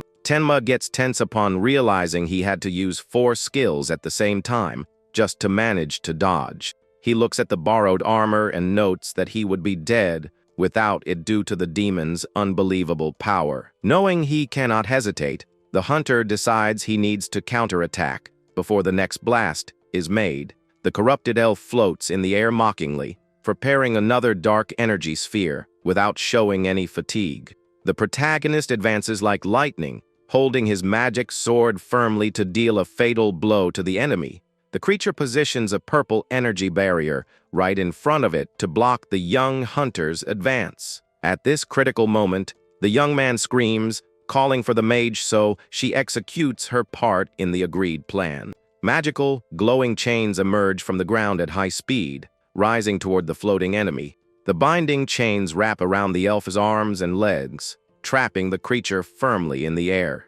The mage uses all her strength to keep the spell active and screams, warning that the opening for the strike was created. Taking advantage of the perfect opportunity, Tenma leaps toward the opponent with his blade glowing intensely. The young man assumes the classic combat posture, preparing the powerful slashing style taught by the Grand Master. He executes the straight, line-slash strike, releasing an overwhelming blast of concentrated magical energy. The attack hits the target dead on, dividing the creature's projection in half with a destructive luminous beam. The young man lands on the ground confidently, believing he managed to finish the combat with that powerful strike. However, a sinister and extremely heavy growl echoes through the forest again, catching the young man's attention. The immense silver wolfry emerges from the shadows, covered in dark flames and staring at the young man with fury. Tenma breathes, panting upon realizing the enemy managed to survive the devastating attack by changing form. He notes that the demon instantly reverted to the giant wolf's body to mitigate the damage of his slash. With this brutal transformation, the creature also managed to smash all the chains binding it. The hunter screams desperately, telling her partner to be careful upon seeing the monster prepare to pounce. The giant wolf starts concentrating an immense sphere of purple magical energy inside its jaws. The beast fires a massive blast of pure magical destruction, sweeping the entire area toward the young man. Pillars of dark energy erupt from the soil, generating a series of violent detonations throughout the scenery. The young man runs while reflecting on how the monster unites the beast's physical strength with the elf's complex magic. A colossal storm of magical energy forms right before Tenma's eyes, threatening to swallow everything. The young hunter tries to contain the destructive wind's impact, retreating with difficulty under the strike's pressure. He uses his sword and armor to block the rock shards flying toward him with the explosion. From afar, the mage extends her hand again, summoning another conjuration circle to try to provide support. The protagonist regains his balance and sprints against the beast, determined to find an opening. The young man leaps and executes the straight line slash again, delivering a blue light beam against the beast's chest. The giant wolf roars in pain upon being hit, but uses its claws to deliver an immediate counterattack. Ignoring the wound, the monster advances fiercely, destroying the ground with its massive paws in the charge. The protagonist lands exhausted on the rebel, feeling the accumulated fatigue from that intense combat. To worsen the situation, another immense sphere of shadowy power starts materializing right before the boy. The hunter makes a desperate leap backward the exact moment the magical attack collides against the rocks. Several consecutive explosions of dark energy punish the location, raising a huge dust curtain. Tenma clenches his teeth, knowing he will come out defeated if that war of attrition goes on much longer. Tenma worries about his partner's state upon seeing that the beast's attacks are focusing on her. The hunter complains that her magical energy is almost at its absolute limit, making new spells impossible. The young man focuses his attention on the monster's chunks of black slime scattered across the battlefield. The demon's fragments begin to bubble on the ground, trying to regroup with the main body. The hunter realizes his attacks are working because the cut parts cannot regenerate.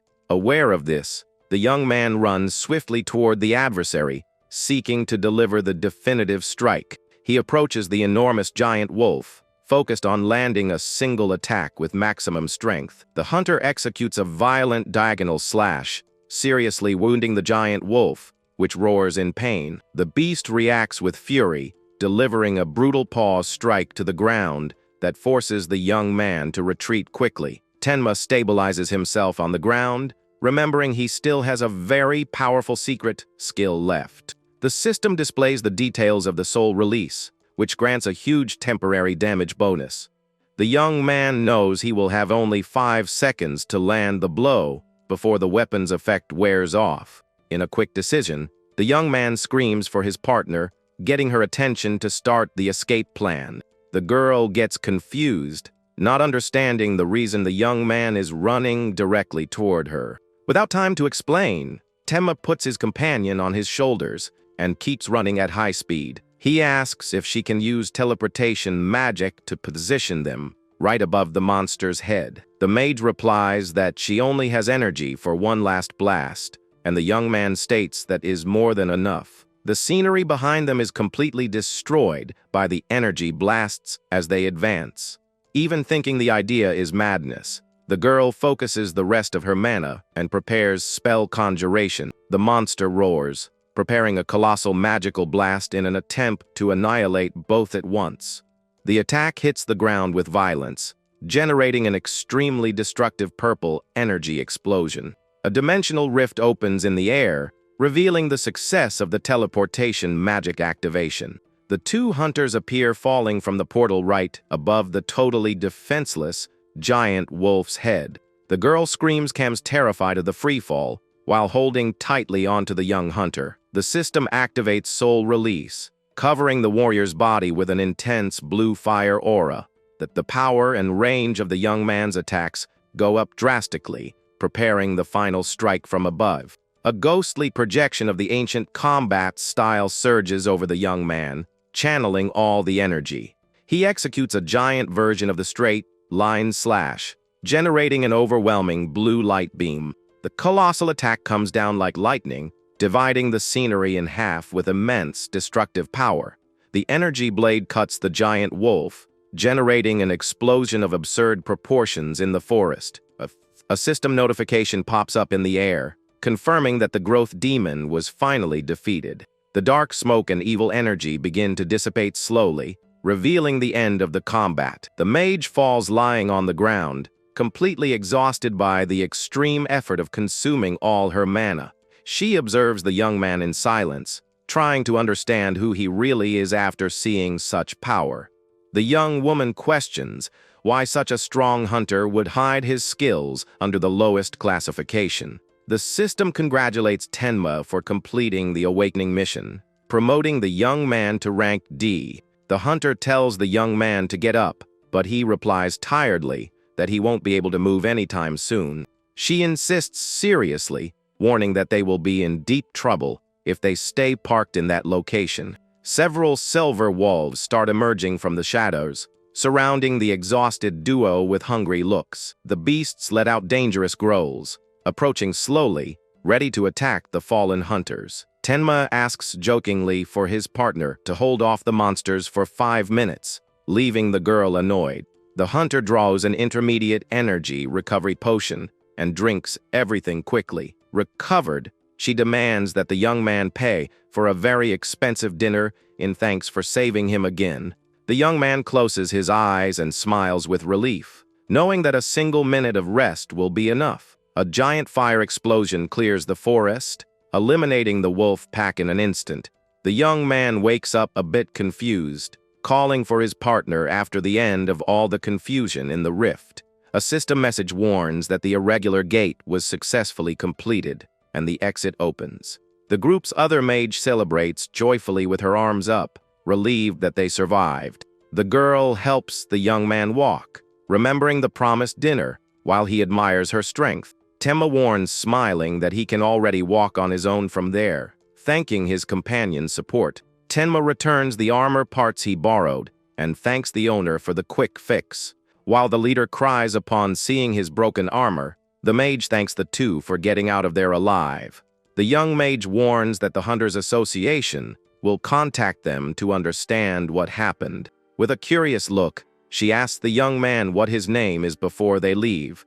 The young man lies and introduces himself using the fake name Busen Gariki. The mage bows, thanking profoundly while Shirogane finds that fake name strange. Shirogane whispers, asking if he is a wanted man, or if he just wants to hide his identity. He thinks it would be great to be backed by a guild, but the real problem is that he is evolving way too fast. The demons living hidden in society discover his potential. He knows it will be his end. He needs to act discreetly without drawing attention until he gets strong enough to defend himself from everything. The investigator asks if he wants her to alter. The official reports information as well. She recognizes that they avoided a bigger disaster, but still questions if it is right to lie in the document. With a friendly smile, he replies that help with the report would be of immense value to him. The girl turns completely red and flustered at the young man's gentle reaction. She says goodbye, telling him to call later and not forget the promise to pay for dinner for her. The young man calls her back suddenly, making the investigator's heart race with expectation. With a blushing face, she fixes her hair and timidly asks what he wants to talk about. The young man simply asks if she can use her teleportation to take him to Ryuzen, since his clothes are terrible. Upon realizing it was just a silly favor, she gets extremely annoyed and shoots a deadly glare at him. She vanishes instantly in a blue teleportation glow, leaving the boy totally confused and alone. The next day, routine returns to normal in the city with dawn shining over the buildings. Waking up in his bed, the young man sees the system activating his level 10 superhuman recovery skill. He gives a slight smile, acknowledging that is truly an insanely overpowered skill. The panel shows that a single night of sleep has already guaranteed 35% experience for his technique. The young man celebrates the fact that he leveled up and that his skills can now break the level 10 limit. Suddenly, his cell phone starts vibrating on the mattress, catching the young hunter's attention. He picks up the device and sees 4 missed calls from his former team leader at the temp agency. He decides he will no longer take these temporary coverage jobs, since his life has changed now. The young man opens the system menu and starts browsing the options on his floating items screen. He pulls out of his inventory a glowing double-rank D high purity mana crystal that shines intensely. The hunter analyzes the jewel, estimating that it must be worth around 500,000 yen due to its high quality. A notification congratulates the completion of the special mission that unlocked the mysterious causality reversal shop. Curious about the novelty, he reaches out his finger to interact with the interface. Knowing it is not an ordinary shop, the menu reveals that he has 500 accumulated points to spend in that special section of the system. He notes that only the consumable items tab is open for now and wonders if there will be weapons in the future. Opening the options, he sees a treasure acquisition potion and gets quite intrigued by its effects. The young man trusts the system, knowing he never received anything that could harm him on his journey. He decides to use all his 500 available points to buy the item and test its utility. The blue vial glows in his hand with the effect of reversing causality and pointing the way to a treasure for 1 hour. He reflects that money is essential to explore gates and decides to drink the liquid without hesitating anymore. The hunter downs the blue vial all at once, swallowing the entire mysterious content of that magical potion. Right after finishing drinking, he analyzes the empty vial and murmurs that apparently nothing changed around him. Suddenly, a glowing blue flame with the local currency symbol appears, floating right above the boy's head. The mysterious fire starts floating and descends quickly toward the mattress, where the young man is sitting. The small blue blaze positions itself right above his cell phone, leaving the young man intrigued by that indication. The mystic energy starts fusing with the cell phone, glowing softly before disappearing. He notices that the blue flame points directly to the missed call log from his former team leader. Curious about the clue, the young man decides to return the call, and the phone starts ringing on the other end. The boss answers, shouting furiously, asking the reason for the delay, and demanding that he come to the office immediately. The young man outlines a mischievous smile upon realizing what the true objective behind that treasure indication is. On the other end of the line, the man shouts furiously, asking what the young man had just said. Tenma walks calmly through the room and tells his former boss to wait right where he is. The young man follows the small blue flame through the streets until reaching the commercial building where the office is. He walks down the silent hallway while the mystic light floats, pointing the correct way. The treasure acquisition potion remains active, and the blue flame locks directly onto the door lock. Tenma opens the door, wondering if any kind of valuable treasure would really exist in that place. As soon as he enters, a cup is thrown in his direction, accompanied by a furious curse from the boss. Gondo screams out of control, blaming the young man for losing a big deal by ignoring his calls. The leader orders his two thugs to teach the young man a corrective lesson, like they used to do before. The protagonist knows the boss is ordinary and only bossed him around because he was the weakest rank F hunter. He activates memory search and recalls every time he was cowardly beaten up by those guys. All that past humiliation happened because of the rank D hunters named Masato and Taiji. One of the thugs grabs Tenma's jacket, asking in a provocative way why he is staring. Gondo tells the thugs to discipline the young man soon, complaining that he started acting in a strange way. The thug mocks, saying the young man still hasn't understood the gravity of the situation he is in. Tenma knows he is now on a totally different level from that low tier of his abusers. He activates his strength skill and firmly grabs the opponent's wrist, squeezing with extreme ease. With a quick movement, the protagonist throws the huge bald hunter to the other side of the room. The brute crashes into the bookshelf and destroys it, leaving the boss and the other henchman completely shocked. Masato steps forward and throws a punch with all his might in an attempt to knock down the protagonist. Tenma activates his perception skill and watches the enemy's slow punch pass right by without hitting him. The young man activates his martial arts technique and lands a devastating punch right on the attacker's chin. The opponent collapses unconscious on the floor, while the protagonist maintains his calm combat posture. Gondo hits the table furiously and demands that the giant henchman get up to do the job right. Taiji stands up furiously as his muscles begin to tear his clothes with a surge of strength. The brute activates his body amplification skill, releasing immense destructive energy. He charges straight at Tenma like an out-of-control bull, destructive and ready to crush him. The protagonist remains unfazed and delivers a direct, precise punch right in the middle of the giant's face. The colossal impact sends the attacker flying backward, destroying what is left of the meeting room. The henchman's massive body hits the boss dead on, knocking the man violently to the floor.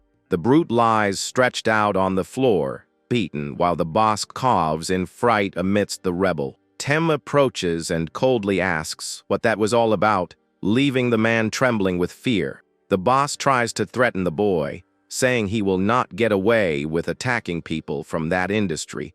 The protagonist smiles out of the corner of his mouth and asks what the coward plans to do now as he takes another step. With the henchman defeated, Gondo and his team kneel down, begging for forgiveness for their past actions. Tenma demands the unfair salary deductions he suffered, and the boss promises to pay all expenses. The young man analyzes the room, wondering where the money indicated by the treasure potion could be. He notices the blue flame glowing over a bookshelf, indicating that the secret is hidden there. The hunter starts moving the books aside to reveal the secret compartment that the mystic flame was pointing to. He finds a reinforced digital safe, and the blue energy continues to float right above the keypad. Gondo asks desperately what the young man intends to do upon seeing that his secret has been discovered. The protagonist just casts an intimidating gaze, making the man apologize again out of terror. The boss thinks with relief that the safe has a massive password that is impossible for anyone to crack. The causality reversal system breaks the security and displays all the password numbers on the screen. He wonders if he will find anything truly valuable or useful for his journey inside that safe. The young man begins typing the long numeric sequence revealed by the system without making a single-digit error. The safe door swings open, revealing a pile of important documents and a glowing golden key. The boss is dumbfounded, unable to understand how he opened the safe, while Tenma analyzes the illegal earnings sheet. The young man holds the magic key capable of opening rank C chests, valued at over 1 million yen. Protagonist walks away, amused and reflecting on whether that counts as treasure or if he just committed a robbery. He reads the report on the Yokohama Rift, which reveals a high probability of containing a large amount of crystals. Tenma instantly recognizes that location and realizes he has a great chance of making a real fortune there. Gondo begs desperately, saying he spent a lot of money preparing that raid, and warns that a rank D cannot enter. The protagonist just smiles out of the corner of his mouth, showing total confidence, and warns that he will judge for himself whether he is able to enter or not. Suddenly, the room door opens, and a mysterious figure in elegant white attire enters the room, drawing attention. The white-haired man comments with surprise on the fact that someone was already in there, even before his official arrival. The young hunter is completely shocked upon facing the newcomer and immediately recognizes who it is. The mysterious man walks slowly toward Tenma and calmly asks if the boy knows who he is talking to. The young man remembers Kyosuke Sengoku, who was an extremely famous living legend known by everyone in that chaotic world. Sengoku reveals that he knows the boy, calling him by his real name and remembering his old reputation as a talentless hunter. The white-haired man questions whether it is by that derogatory filler nickname that people usually call him around there. Sengoku looks steadily toward the open safe, from which the blue flame of mystic energy continues to emanate softly. Tenma holds the papers taken from the safe and asks directly if that was what the legendary hunter was looking for. The man is quite surprised by the boy's attitude and asks, intrigued, how he found out about that document.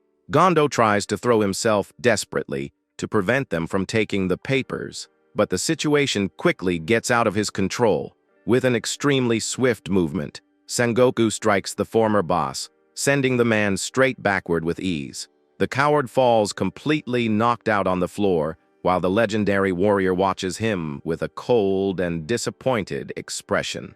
He complains to the liar about the dishonesty of hiding the item he spent so much time searching for in the city. The legendary hunter thanks the young man for his help and promises that at an opportune moment, he will show his gratitude properly. Sengoku hands over a mysterious business card and instructs the young man to call the indicated number after 1 week. Tenma stares at the paper, unable to believe that he just received the personal contact of one of the most powerful people. Kyosuke is an S-level hunter, feared and respected as a monster for his espionage network and impeccable intelligence.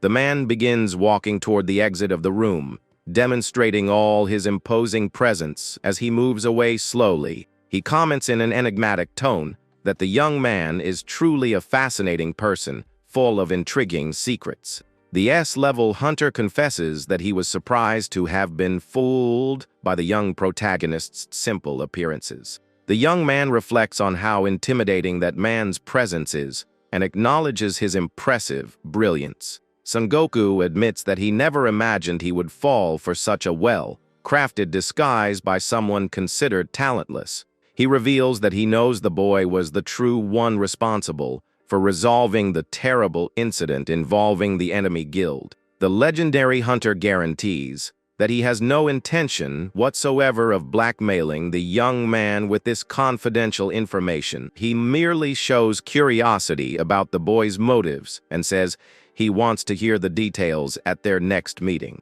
With a quick farewell, the man vanishes amidst a whirlwind of wind, leaving the place in a mystical way. Tenma recognizes that getting that direct contact was an unbelievable stroke of luck for his future plans. At that exact moment, the system panel pops up, announcing that he has just acquired the luck skill at the initial level. The power description reveals that the chances of him obtaining good fortune in daily life have increased considerably. He celebrates, knowing that with this new advantage, making money and tracking demons will be much easier and faster. Suddenly, the blue flame fades away, indicating that the treasure potion's 1 hour effect has just expired. The young man checks the store menu and sees that his points are at 0, making the immediate purchase of new items impossible. He remembers that he still has another potion available, but knows he needs to accumulate system points to acquire it. Aware that he needs to level up, the young man decides to focus his resources on buying useful equipment for the portal.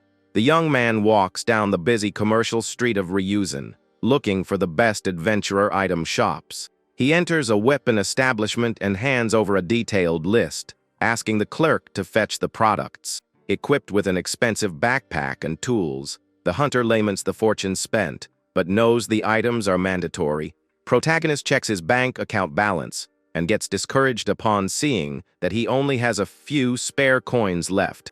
He tries to comfort himself with a forced smile, thinking that all of that is just a necessary initial investment. At dusk, the young man arrives at the mountains of Yokohama and begins digging through the rocks under the beautiful sunset light. After a lot of physical effort, he finally finds the secret entrance of an old cave hidden in the stones. The young man walks through the dark tunnel, remembering that the entrance is protected by a powerful and dangerous mental barrier. He comes across a frightening purple mist capable of driving mad or leaving in a vegetative state anyone who tries to pass. Tenma takes the first step toward the magical obstacle and feels a terrible headache as he is hit by the mist. The system activates his mental strength skill at level 3, granting the necessary resistance to repel the magic. Dark illusions begin whispering insults in Tenma's ear, calling him trash and saying he is just dead weight. The young man grips his head tightly, trying to resist the cruel voices that question how someone like him dares to be a hunter. He feels an overwhelming wave of negative feelings and has the distinct sensation of having returned to his painful past. The memories of the humiliation he suffered come rushing back, making him relive horrible moments he had already faced before. Tenma takes a deep breath remembering that he is no longer that weakling from the past, and the system helps him resist the terrible mental magic. He rests his hand against the wall, while the system notifies that his mental strength skill has quickly risen to level 5. The hunter walks with difficulty through the dark hallway, trying to catch his breath after overcoming the first barrier. He recognizes in his thoughts that he would never manage to cross that obstacle if he did not have the mental strength technique. The protagonist enters a huge underground hall decorated with stone gargoyles that give a sinister tone to the environment. He comes across a second purple energy portal and wonders if there will be an even stronger mental block in there. The hunter finds it strange that he has already advanced quite far through the deep ruins without encountering any creatures along the way. The young man activates the memory searched, try and pull up memories about level D portals that only possessed mental barriers. He recalls that experienced hunters could only get close to the rift entrance due to the strong mystic energy. His memories reveal that at the bottom of the portal there is a terrible barrier capable of stopping even S-level warriors. The terrible danger happened because that place would futurely be dominated by a powerful and merciless demon commander. The young man realizes that the valuable equipment the future commander will use is kept right behind that barrier. Motivated by the chance to obtain an immense fortune, he decides to advance without hesitating and steps into the dense whirlwind of purple magic. He stays alert, knowing that from then on the place is full not only of mental attacks, but also traps. Suddenly, the protagonist hears a metallic snap, and his combat instincts activate upon sensing imminent danger. A stone block sinks under the weight of his foot, triggering the hidden mechanism that fires the ruins' defense system. A strong explosion of purple magical energy is fired right at Tenma, who does everything he can to resist the impact. He activates his perception and agility skills at the maximum level upon noticing a rain of arrows coming his way. The young man breathes pantingly, recognizing that without these powers it would be impossible to survive that fast sequence.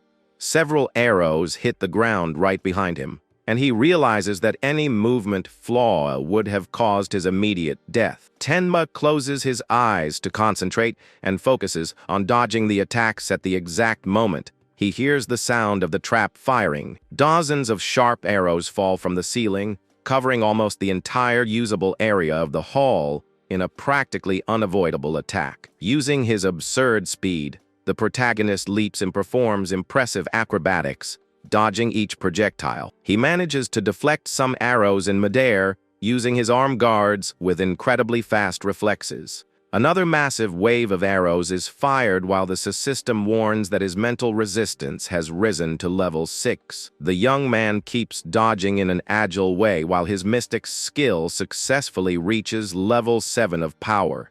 Tenma jumps over the spikes and traps on the ground, while his mental strength skill continues to level up. The hunter dodges giant rocks that begin to plunge from the ceiling, and his resistance technique reaches level 9. A colossal spherical rock rolls behind him, forcing him to run as the system elevates his mental strength to level 10. The young man slides with agility, escaping from being crushed by the boulder at the exact moment his power reaches level 11. The system notifies that the skill has reached the maximum limit, releasing additional effects that make him immune to mental fatigue. The new anti-psychic magic technique grants the protagonist total immunity against spells and mental-type attacks. A dense purple smoke surrounds the hunter, who keeps walking calmly without suffering any negative effects from the gas. He observes the mysterious mist around him and realizes that it is very different from the traps he faced before. The young man remembers reading that mist initiates unbearable psychological pressure even for elite hunters. Along the way, he sees the illusion of a hunter crying and begging on his knees to be killed due to the portal's despair. Various projections of warriors suffering and fighting each other emerge from the fog, trying to break the protagonist's sanity. Tenma ignores the illusions created by the memories of the fallen, maintaining total composure thanks to his new mental immunity. The young man walks steadily through the purple ruins, without showing any emotional shake in front of the terrible scenes around him. At the end of the hallway, he spots an imposing black knight and in full armor guarding the path in a hostile way. The hunter draws his sword, knowing he needs to defeat the area boss to finally get the valuable treasure from there. His weapon begins to glow with an intense blue electrical energy, revealing the updated properties of the sacred blade. He analyzes the information of the Soul Predator sword, which now increases its attack power by absorbing demonic energy. Confident in his level 10 swordsmanship skills, the protagonist runs toward the boss, ready for the sword clash. The armored knight delivers a dark energy strike, but the young man blocks the attack with precision, generating sparks. The two blades collide with extreme violence, generating an explosion of blue and purple energy that illuminates the entire stone hall. Tenma steps back upon noticing that his ordinary blows have no effect, but the system activates his level 10 persistence skill. He observes the armored warrior, realizing that besides being very resistant, he still uses powerful magic in his sword. The Shadow Knight stomps on the ground and summons two other smaller warriors to fight by his side in combat. Faced with so many enemies, the young man swallows hard, wondering if his current level will be enough to win. He widens his eyes upon having a flash of brilliance, wondering if the summoned monsters give experience points. Aware that the level D rift allows new advancements, the young man realizes he can use the henchman to raise his level. A confident smile appears on Tenma's face upon confirming that defeating those copies will give the necessary experience. The hunter advances determinedly toward the two summoned armored warriors, channeling all his blue energy. The young man activates his intimidation technique at level 7, casting a terrifying gaze that paralyzes the opponents. Using the classic swordsmanship style, the young man executes a powerful straight cut, slicing through the wind with fury. The blue luminous beam hits the two armored warriors at the same time, destroying their defenses in an instant. The system activates its multiplier and increases the young man's basic attributes by 20% thanks to his special passive. The experience gain is multiplied by 100,000, making the young hunter jump several levels all at once. A strong explosion of mystic energy surrounds the young man, who celebrates upon quickly reaching level 30 of power. The boss prepares to attack with his glowing sword, while the young man keeps clearing out the newly summoned henchmen. Tenma moves like a blur through the hall, slicing every armored warrior that tries to approach his position. He performs acrobatic leaps and counterattacks the enemies with precise, deadly swordsmanship blows. His maximum level combat and perception techniques work together, helping the young man dominate the entire battlefield. He appears above the main enemy, delivering a violent vertical strike to break the strong Black Knight's guard. The young man lands triumphantly on the floor, while the blue energy of his attacks slowly dissipates around him. The system keeps notifying the successive level increases until he finally reaches the tier of level 39. Tenma reaches level 40 and feels satisfied upon noticing that the smaller monsters have finally stopped appearing. The hunter wields his sword and faces the Black Knight, knowing that now only the great boss remains to be defeated to win. The Rift boss leaps, delivering a devastating dark energy slash that makes the ground tremble and rocks fly. The protagonist concentrates and activates his level 10 special swordsmanship skill, preparing his counterattack technique. He executes a perfect straight strike that collides directly against the opponent's purple energy attack. Tenma's mystic blade cracks the metal warrior's armored mask, piercing through his defense with full force. A strong red energy explosion erupts from the impact point, completely destroying the Black Knight's armor. The opponent dissolves into smoke under the force of the devastating blow, decreeing the definitive end of that intense combat. The young man smiles out of the corner of his mouth upon seeing that his weapon devoured the demon's essence, permanently increasing his attack attribute. The system panel warns that having reached the maximum evolution level, he will receive special points instead of experience. The hunter obtains over 200 store points in the warning that the portal completion rewards are being generated. The system recalls with good humor that, unlike ordinary portals, dungeons always deliver valuable rewards. A golden sphere of light appears floating, and the hunter wonders what item the demon commander used in the future. The glowing beam of light begins to descend slowly, landing lightly on the young adventurer's outstretched hands. The golden dust dissipates to reveal a simple gray metal ring that floats smoothly before the young man's eyes. Tenma analyzes the object and thinks to himself that people should definitely never judge an item by its appearance. The system reveals that the defense ring has a unique classification, but warns that its main functions are sealed. The young man is surprised to discover that he obtained a growth accessory that evolves along with its own bearer. He sketches a subtle smile, realizing that the item will feed on his huge amount of multiplied experience. His updated attribute screen confirms that he reached the limit of level 40 and possesses over 300 points. The system warns that a new mission has been made available due to reaching the maximum level and releases a level-breaking item. The new mission requires him to collect 3 sources of demonic energy to absurdly increase his attributes per level. He wonders if the system knows that his grand life goal upon going back in time is to prevent the terrible demon invasion. The young man realizes the exactness of the mission and recalls that the enemy army has not yet invaded the world because of the different environment. The memories show that the demons initiated an environmental alteration project to make Earth suitable for their army. For the invasion plan to work, the monsters use sacred relics charged with extremely pure demonic energy. By spreading these sources of power across various locations on Earth, the creatures plan to begin the global colonization of the planet. The young man remembers that the shocking testimony of a traitor who collaborated with the demons revealed the whole truth to the world.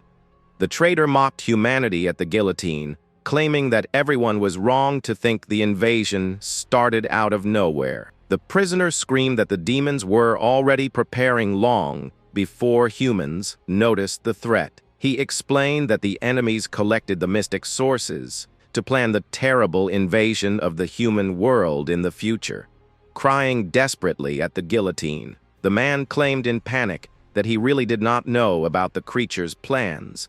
The traitor lamented in tears, confessing that he did not imagine the monsters intended to extinguish the entire human race. The guillotine blade plummeted with speed, decreeing the end of that traitor before the silent crowd. Back at the rift, Tenma understands that destroying the mystic sources is the best strategy to contain the army's plans. With the next objective outlined, the young hunter opens the system interface to check what his rewards will be.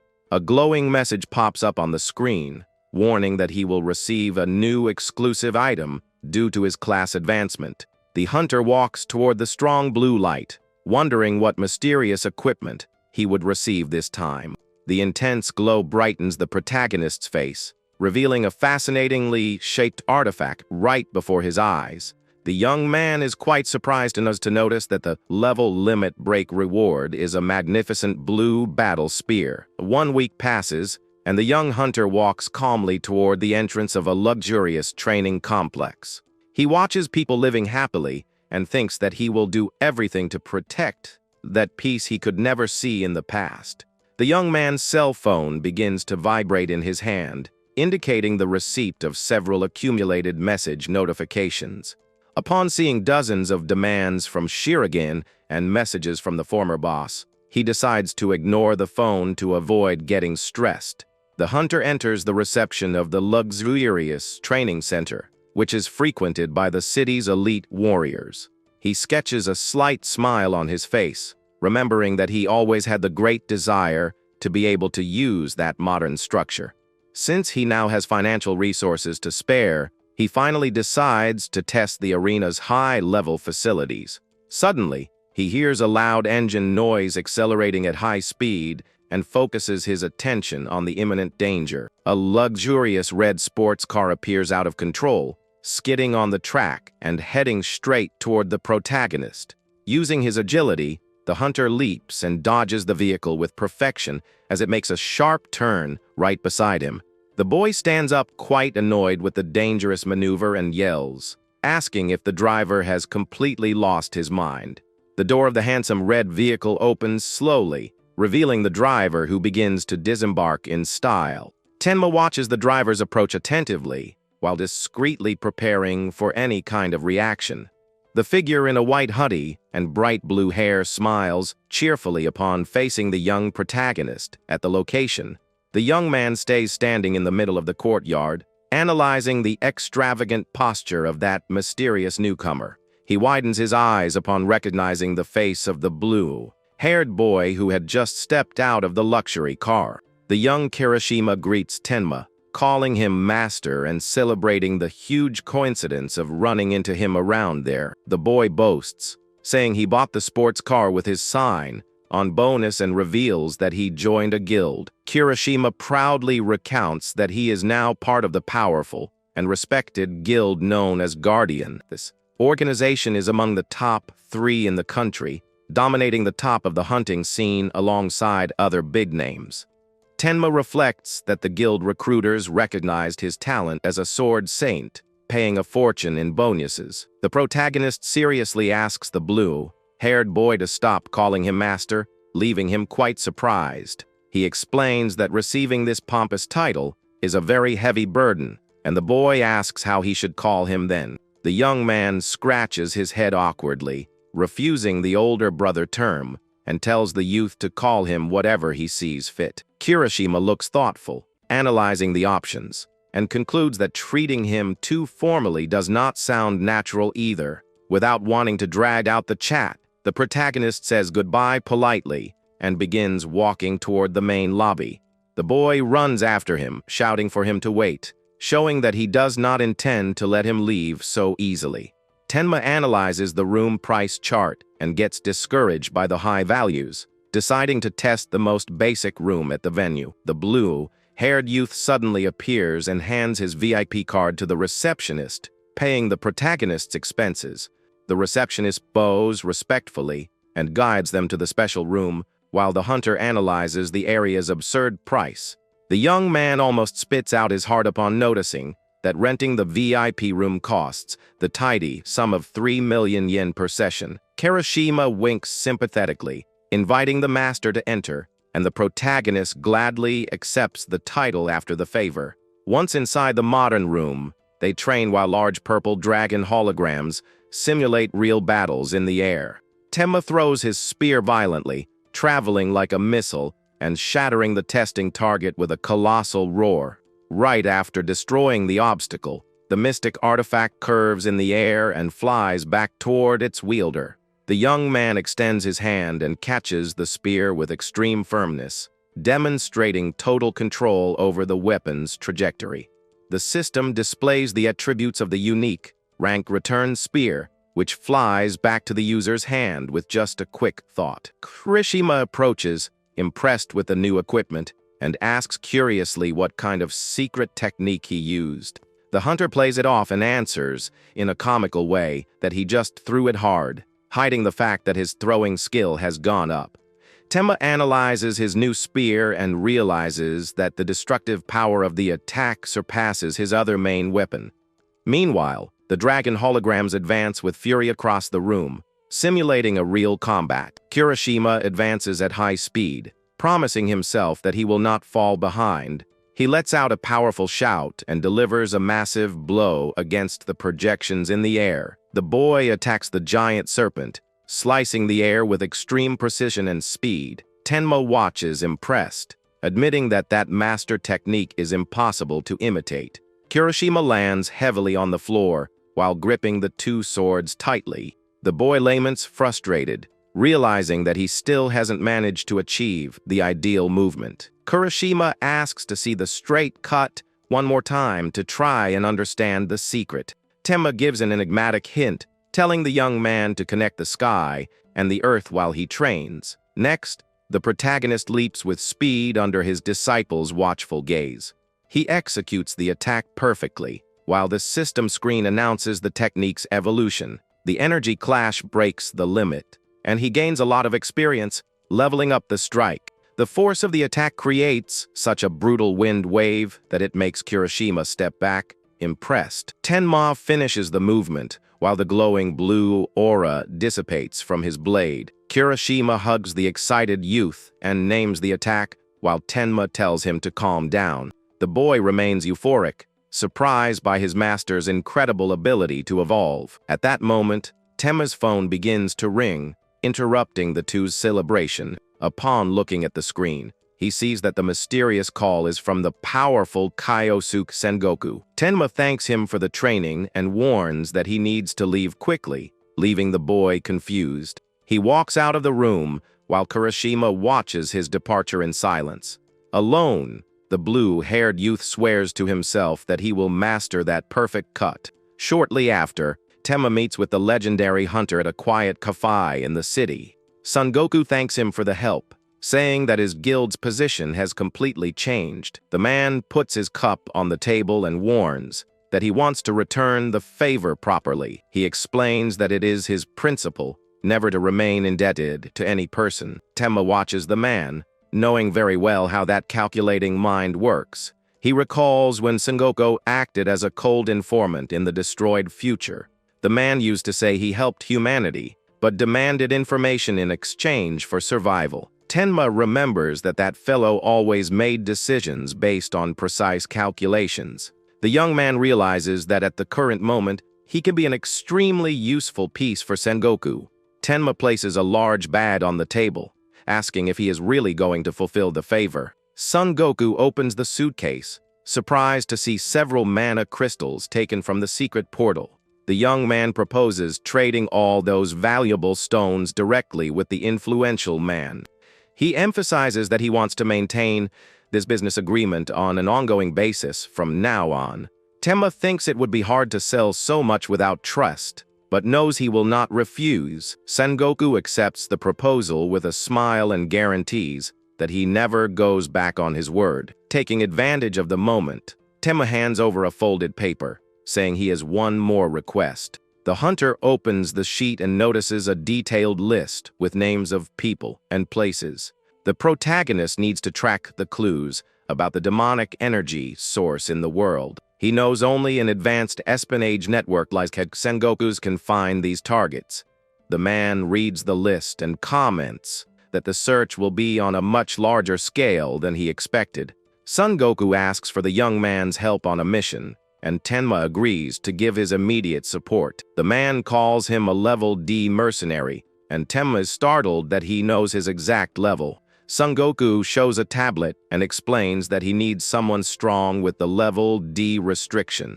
The young man understands that this specific invitation was the real reason for that meeting. The S-level hunter displays the image of a jewel, saying he needs to retrieve this artifact. Tenma stares at the drawing of the Aldoria jewel, finding that name incredibly familiar. He asks if he will go alone, and Sengoku reveals that there are other level D talents in the group.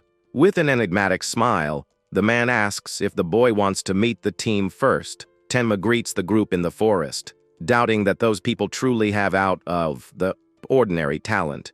He analyzes the first two men in front of him while they suggest that everyone make a brief introduction. The strong man introduces himself as Yakumo, 27 years old, saying he acts as the group's main tank. Tenma recalls that this man was famous in the future for being a cruel killer of rookie hunters.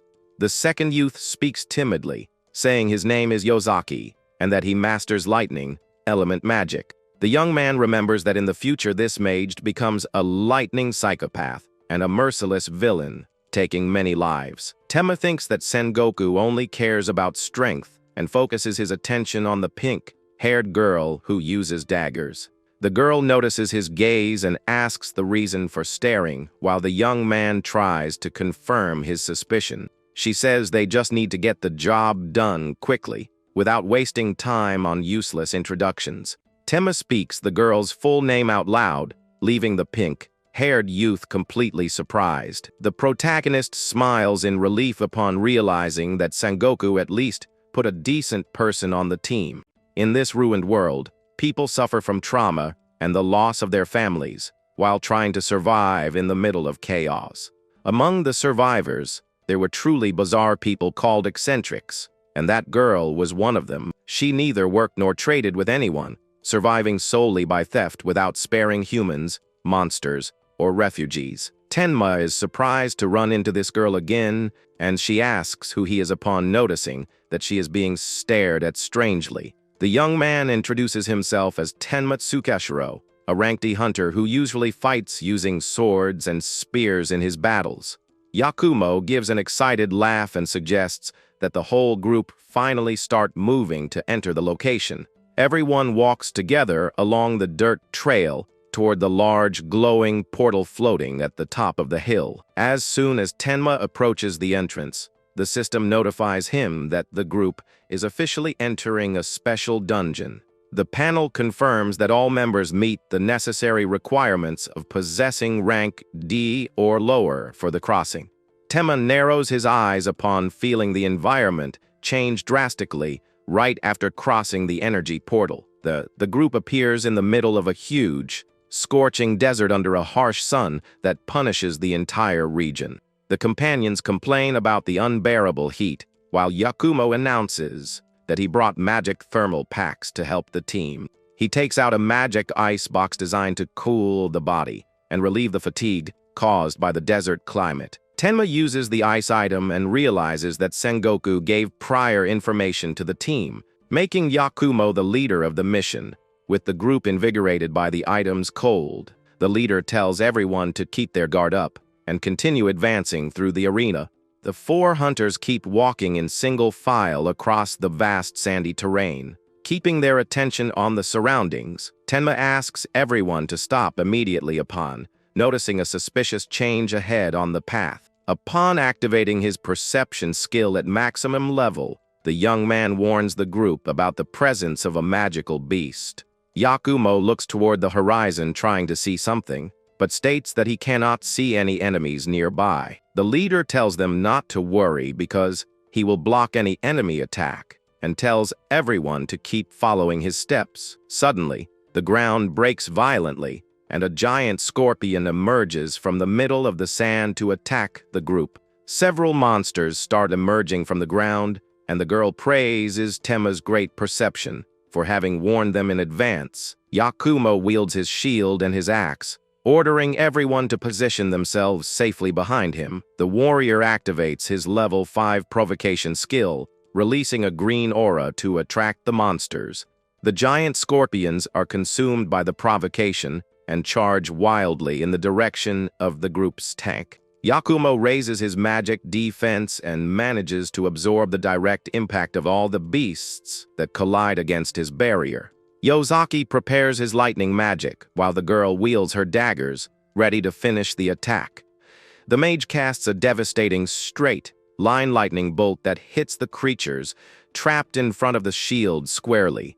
The electrical discharge hits the monsters with full force, electrocuting the entire group of scorpions all at once. Taking advantage of the opening, the girl leaps agilely into the middle of the combat with her sharp daggers. With quick and precise movements, she slices the beasts, disintegrating the rest of the enemies in moments. The creature's remains drop lifelessly onto the sand, ending the first wave of attacks.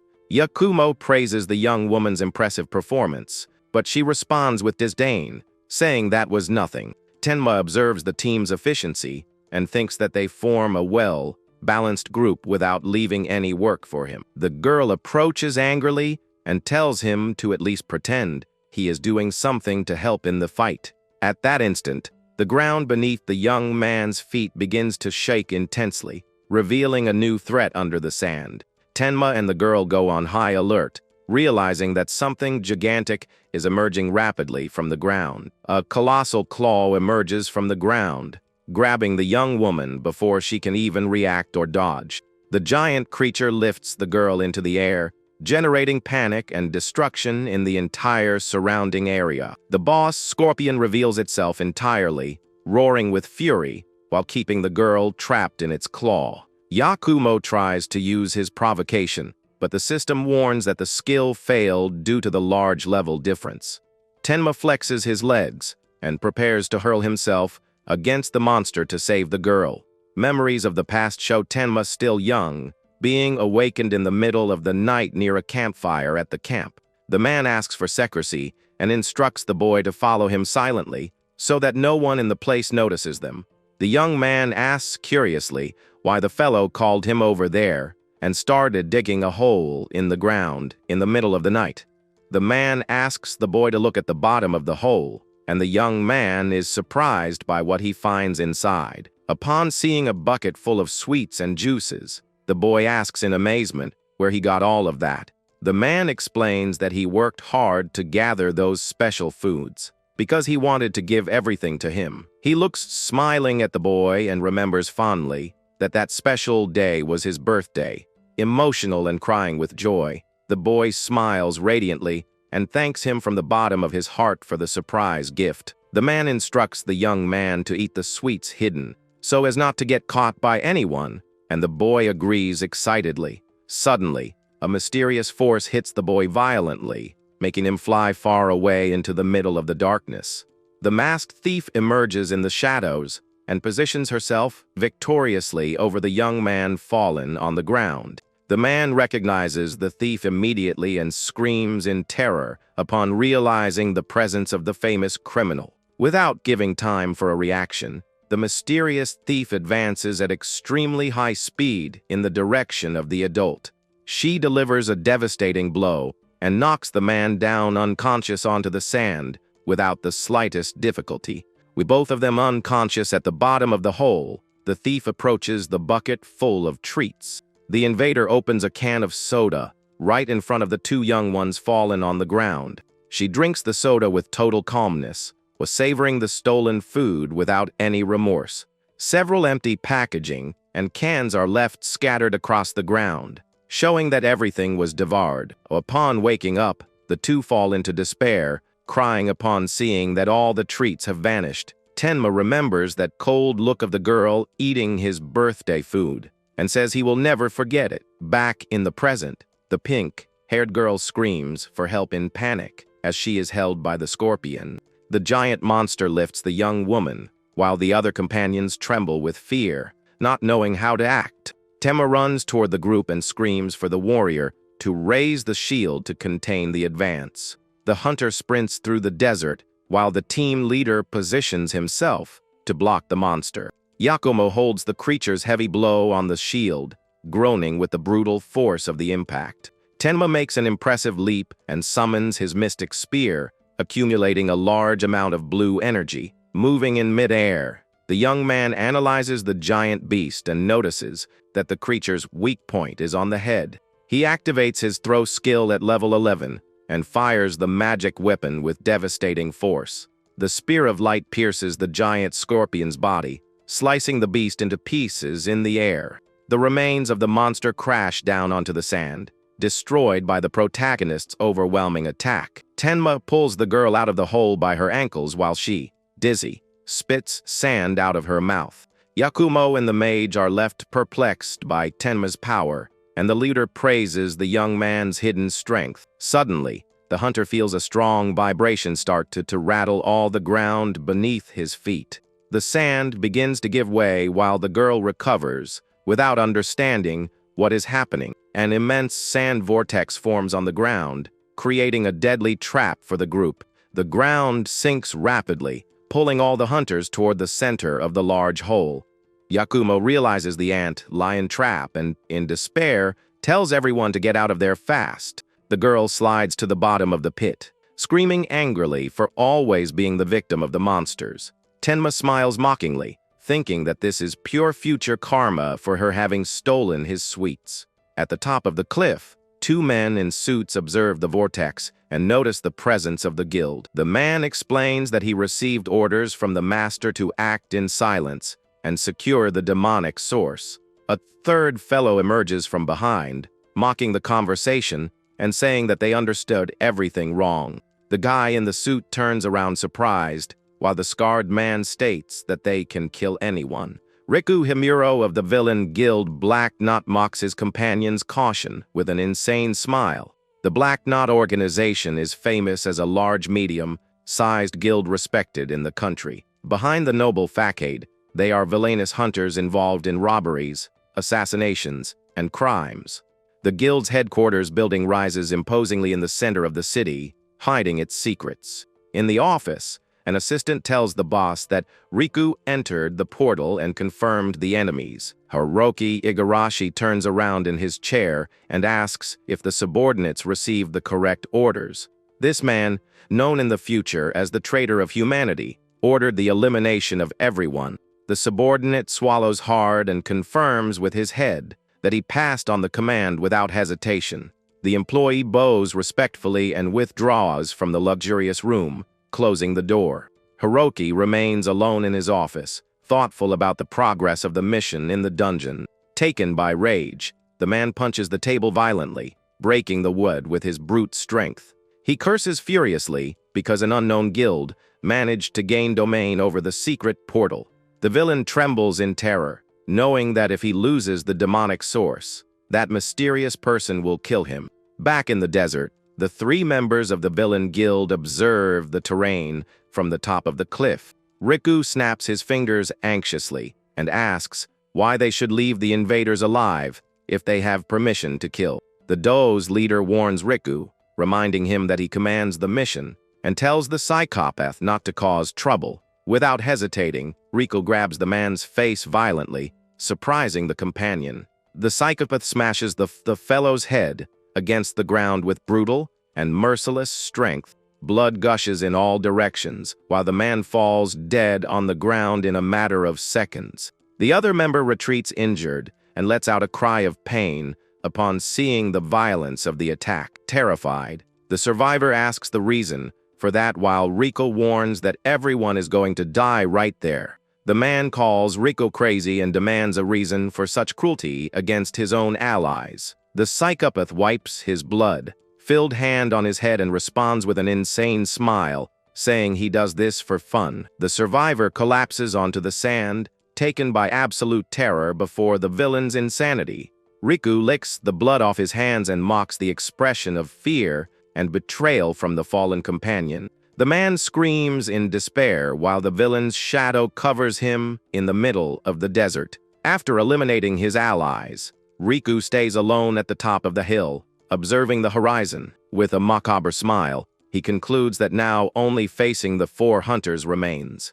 The villain stares at Tenma's team walking in the distance, anxious to see their reaction of despair. Night falls quickly in the dungeon, and the group gathers around a campfire to rest. Yakumo shares his dream of creating a free guild in the future and invites his companions to join him. Tenma remembers that in the future Yakumo used this so-called free guild to commit tyrannies and beat a rookie to death. Yozaki declines the offer, saying calmly that he already has other plans for the future. The protagonist remembers that the mage's future plans consisted of assassinating innocent civilians with electricity. The pink-haired girl also refuses the invitation, stating that she has no interest whatsoever in guilds. She declares proudly that she intends to join the Hero Association and sacrifice herself for others like a hero of justice. Tenma stands up, finding it ironic that a thief wants to become a hero, and the girl asks where he is going. The young man responds that he is just going to take a look around and starts walking through the darkness. He enters the dense woods, thinking that morning might take a while and that he cannot stay still waiting. Upon spotting a pyramid, the system activates the memory search, and Tenma remembers that the demonic source is hidden in there. The young man activates his perception skill and feels a mysterious presence approaching from behind in a quick and precise movement. Tenma extends his arm to capture the hidden pursuer. He grabs the invader's wrist firmly, preventing any escape attempt in the dark. The hunter immobilizes the person and notices that it was just the pink-haired girl screaming in pain. Tenma lets her go, surprised, and the young woman rubs her arm, asking how he discovered her if she was hiding.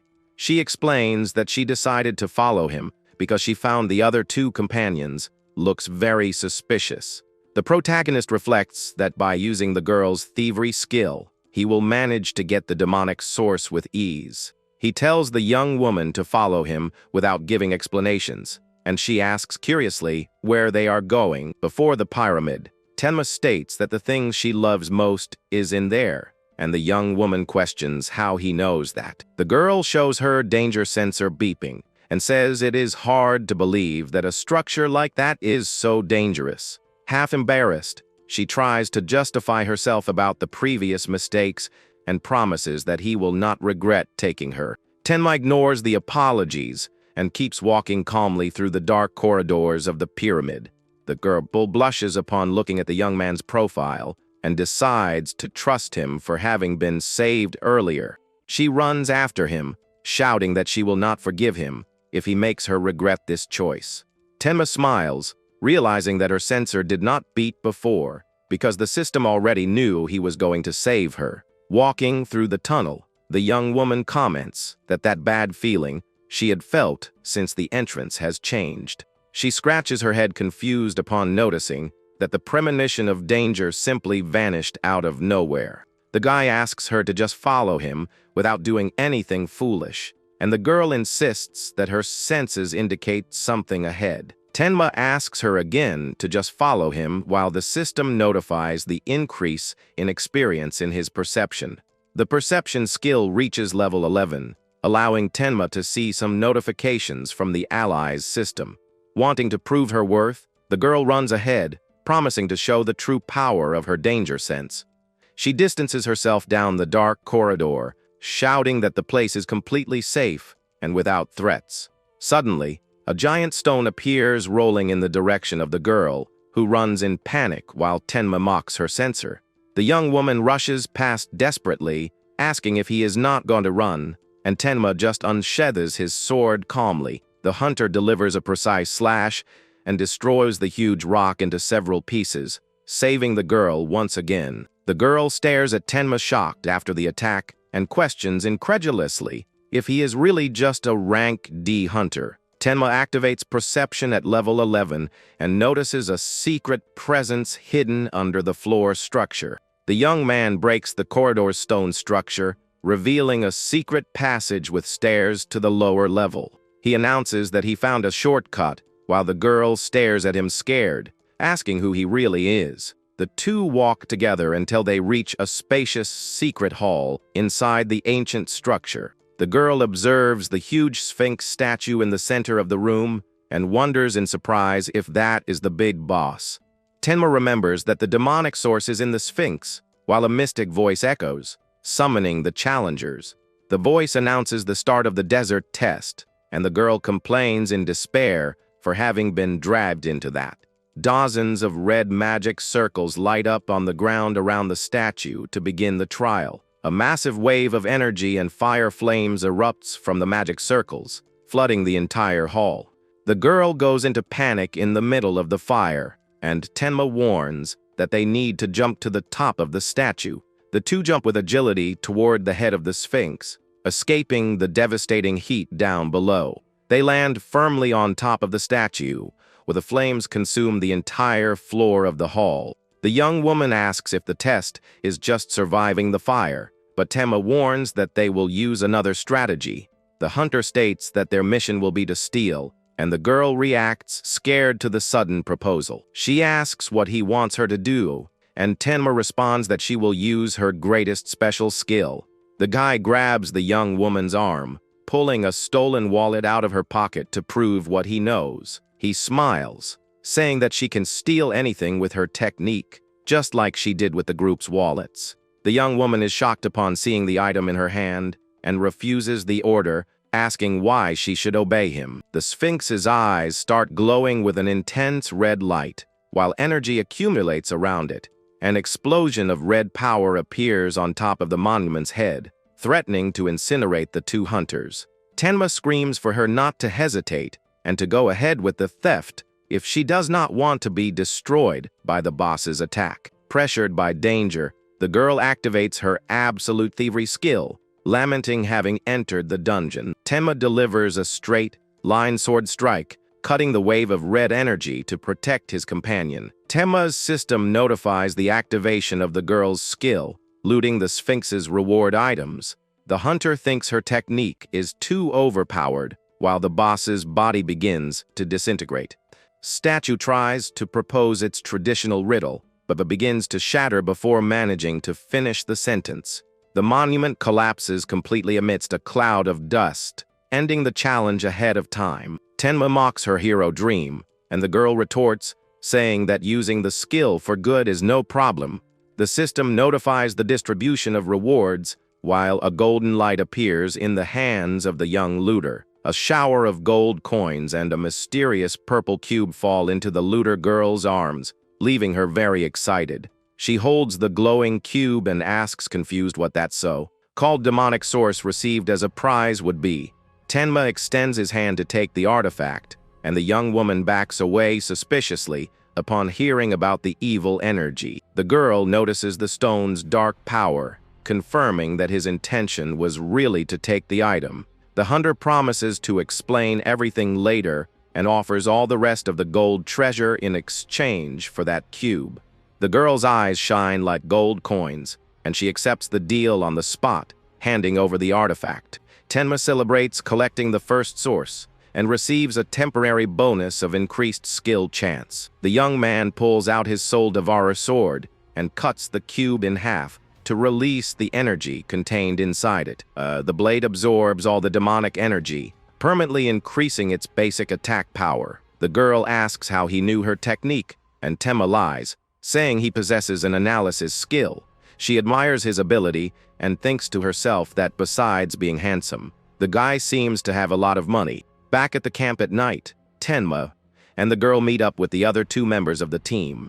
Yakumo stares at the two with suspicion and asks where they were walking together until so late. Tenma invents that he was giving life advice to the young woman, and she confirms nervously, helping with the disguise. Yakumo demands respect as leader and prohibits individual actions without his authorization, while Tenma just agrees. Before the pyramid, the leader announces that the goal is to defeat the boss quickly to obtain the Jewel of Eldoria.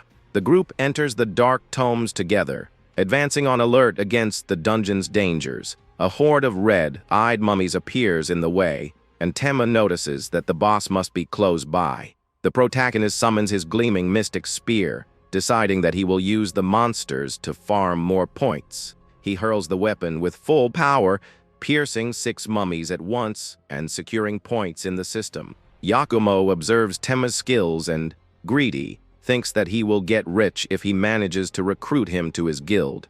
The leader praises the guy's technique and tells him to stop looking around to focus entirely on the battle. The girl whispers suspiciously that he does not look like rank D, but Tenma reminds her that he only entered the dungeon because of his rank.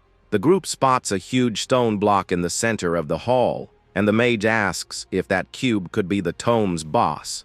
The cubic structure shatters with a violent crash, revealing the true threat hidden inside. A giant sand golem emerges from the rubble, staring at the hunters with a menacing look. Yakumo activates his green provocation with confidence, guaranteeing that defeating the creature will be very easy. The golem delivers a devastating punch against the warrior's shield, testing the barrier's resistance. The brutal impact breaks Yakumo's shield in half, destroying his defense in an instant. The warrior collapses down unconscious onto the ground after receiving the giant monster's full blow strength. The mage goes into total panic upon seeing the fallen companion and tries to move away from danger. The golem advances with fury in the direction of the mage, completely ignoring the provocation skill. Desperate, the young man casts a powerful straight-line electric beam to try to stop the giant.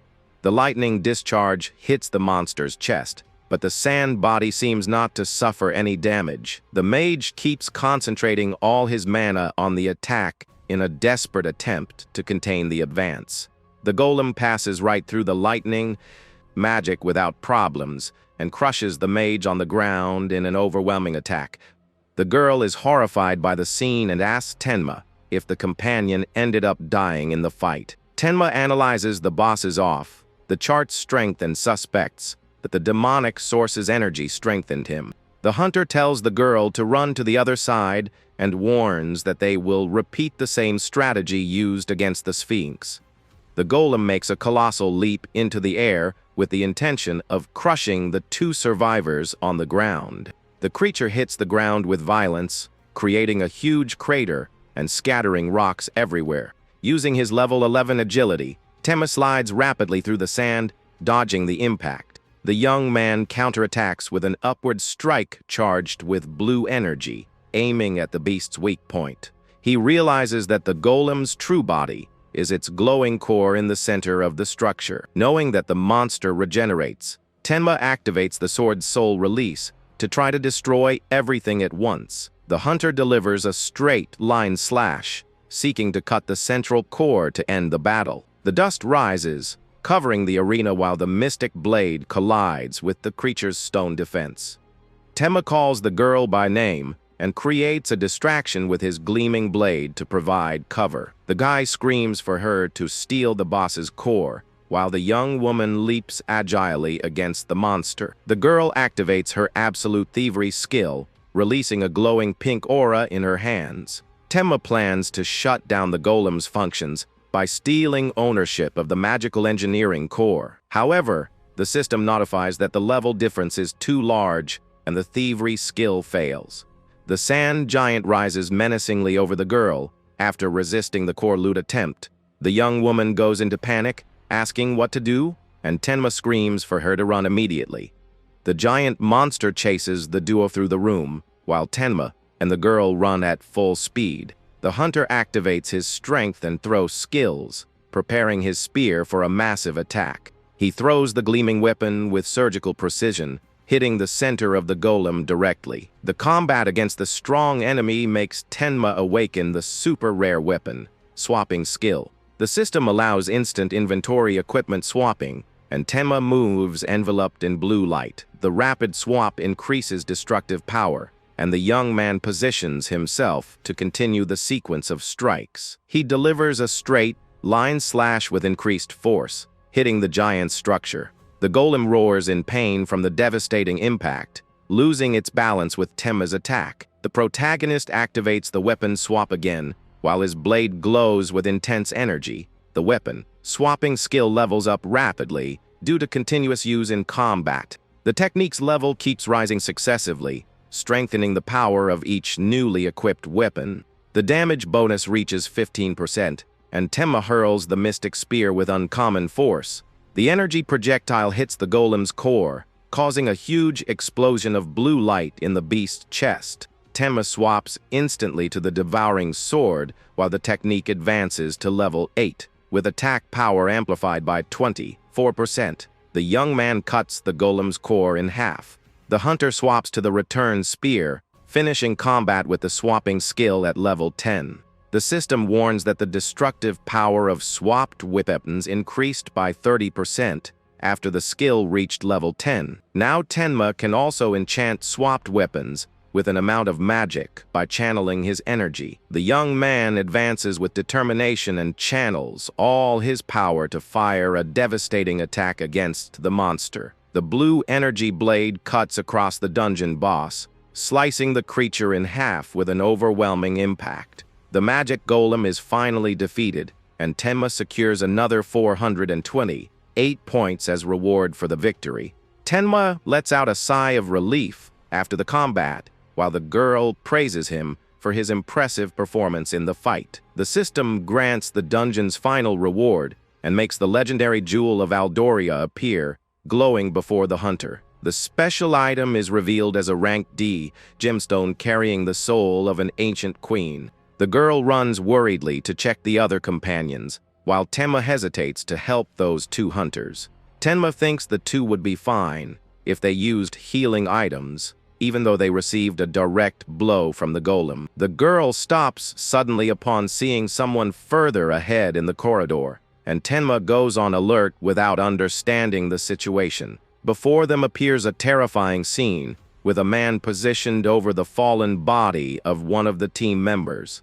The assassin mocks the group, praising the two for having defeated both the Sphinx and the stone giant all by themselves. Rikyu stares at the duo with an insane smile and demands that they hand over the demonic source if they do not want to be killed. The girl observes in shock the lifeless body of the team, companions stretched out on the ground, covered in blood. The young woman covers her mouth in panic upon realizing the merciless cruelty with which her partners were assassinated. Tenma deduces quickly that that man is an assassin sent by the Black Knock Guild to steal the artifact. Rikyu is surprised by Tenma's information and confirms proudly that he belongs to a villain guild. Tenma responds calmly and provokes the villain, telling him to try taking the demonic source from him using force. The young man recognizes that the order came from Igarashi and decides to draw all the enemy's attention to protect the girl. The villain mocks Tenma's exhaustion and decides to attack the guy first before eliminating the young woman. Tenma turns to Hashimori and asks coldly if she is capable of killing that assassin before them.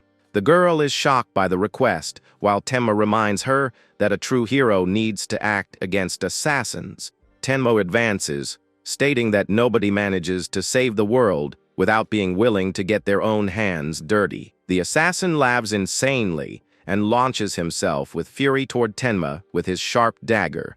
Tenma activates his perception at level 11 to track with precision every movement of the enemy attack. Using his agility and advanced martial arts, the young man dodges all the villain's blows easily. In an incredible acrobatic movement, Tenma lands a devastating kick on the assassin's chin. The villain slides across the floor with the blow's impact, but manages to rebalance himself quickly. Taken by rage, Rikyu advances again, screaming that he is going to kill Tenma and then finish off the girl. Tenma unsheathes his sword and decides to eliminate the psychopath, knowing the danger he represents. With a movement as fast as lightning, Tenma's magic blade hits the assassin's neck. The straight line slash of the Tsukishiro style decapitates the villain instantly, ending the threat. Tenma keeps calm after the fatal blow while the magic energy around his blade dissipates. Hashimori questions the excess violence, but Tenma reminds her that the villain executed the partners without mercy. The young man reflects that although the duo would turn villain in the future, they were still just innocent hunters. Tenma wonders to himself if the destiny of those two could have been different if they had stayed with him. The hunter calls Hashimori to leave, declaring that their work in that dungeon has ended. Already outside the dungeon during the night, two men in suits wait in the illuminated parking lot. Tenma and Hashimori approach the agents, while the girl relieves herself for having finished the mission. The representative thanks them for the team's effort, explaining that he came in place of Sengoku, who is overseas. Tenma extends his hand and delivers the conquered relic as proof of the contract's fulfillment. The agent confirms the delivery of the item and then asks where the other team members are. Tenma informs coldly that the companions died during the attack, and the man just accepts the response. Right after that, a system screen appears before the young man, bringing a new mission notification. The panel indicates the progress of the special mission, reminding Tenma that two demonic sources are still missing. Since there is no information about the next targets, Tenma knows that Sengoku's help will be fundamental. Hashimori surprises Tenma by extending her hands and handing him a locked little chest as a gift. The girl smiles in gratitude for having been saved and suggests that he sell the magic box for a good price. Back in his room, Tenma sits on the bed with the chest in hands, prepared to check his rewards. The system indicates that the locked box is rank C and will grant a random item when opened. Tenma finds it curious that that famous thief handed him something of such high value without asking for anything in return. He puts his hand in his pocket upon feeling something, react the moment he held the chest. The key with mana crystal that he had picked up in Gondo's office starts glowing strongly. Without hesitating, the young man inserts the magic key into the lock to discover what is kept in the box. The box opens, releasing a strong red light throughout Tenma's room. Upon looking at the inside of the chest, Tenma is surprised to find a glowing potion flask. The item is identified as red unicorn blood, capable of awakening the hidden power of any object. Tenma remembers the defense ring, a growth item that belonged to a Legion commander. The ring is currently sealed without being able to demonstrate its true full strength. He pours a drop of the blood potion over the ring to release all its slumbering potential. A glowing aura covers the environment while the seal of the unique defense ring is completely broken. The system confirms the transformation of the item into the super rare growth type invincibility ring. Meanwhile, in an apartment building in the city, a loud laugh echoes through the night. The girl mocks her younger sister, bursting into laughter for her having gotten turned down by a guy. Yuna gets angry, drinking her beer without understanding why the young man hasn't texted until now. The sister comments on how the young man predicted the irregular portal and saved everyone's life on the mission. The young lady thinks about how she almost died in the dungeon, but prefers to hide the danger so as not to worry her sister. The sister remembers that the Silver Wing Guild's hunter selection exam will happen in a week. Upon hearing the suggestion to call the guy, Yuna turns completely red and screams surprised. The older sister volunteers to pay for a dinner so everyone can meet and talk. Ashamed, Yuna refuses the idea, saying she would never take the initiative to call him. The sister smiles and reveals that her true plan is to recruit Tenma to join her guild. The next day, Tenma walks through the famous artisan's street, observing the forge workshops around. He notices that the place remains exactly the same as what he remembered from his previous life. The young man takes his cell phone to check the receipt of his financial notifications. The boy is impressed to see the deposit of 12 million yen in his bank account. He knows that this amount is still not enough to buy a complete set of good equipment. Suddenly, collection shouts and threats catch Tenma's attention on the artisan's street. A brute collector wielding a bat beats up a blacksmith fallen on the ground mercilessly. The blacksmith begs for more time to pay, while Tenma analyzes the assaulted artisan's clothes. Upon looking closer, Tenma finally recognizes the identity of that blacksmith on the ground. The collector raises the wooden bat, decided to teach a severe lesson to the poor blacksmith. Before the blow is delivered, a hand rests firmly on the aggressor's shoulder. Tenma interrupts the attack calmly, and the brute turns around angrily, asking who he is. Without giving a chance for a response, Tenma lands a powerful punch straight into the aggressor's face. The impact throws the collector far away, making him collide with violence against a statue. Tenma crouches down before the blacksmith, saying it is an honor to meet him at that moment. In his past life, that man was recognized as the legendary artisan, creator of stolen items.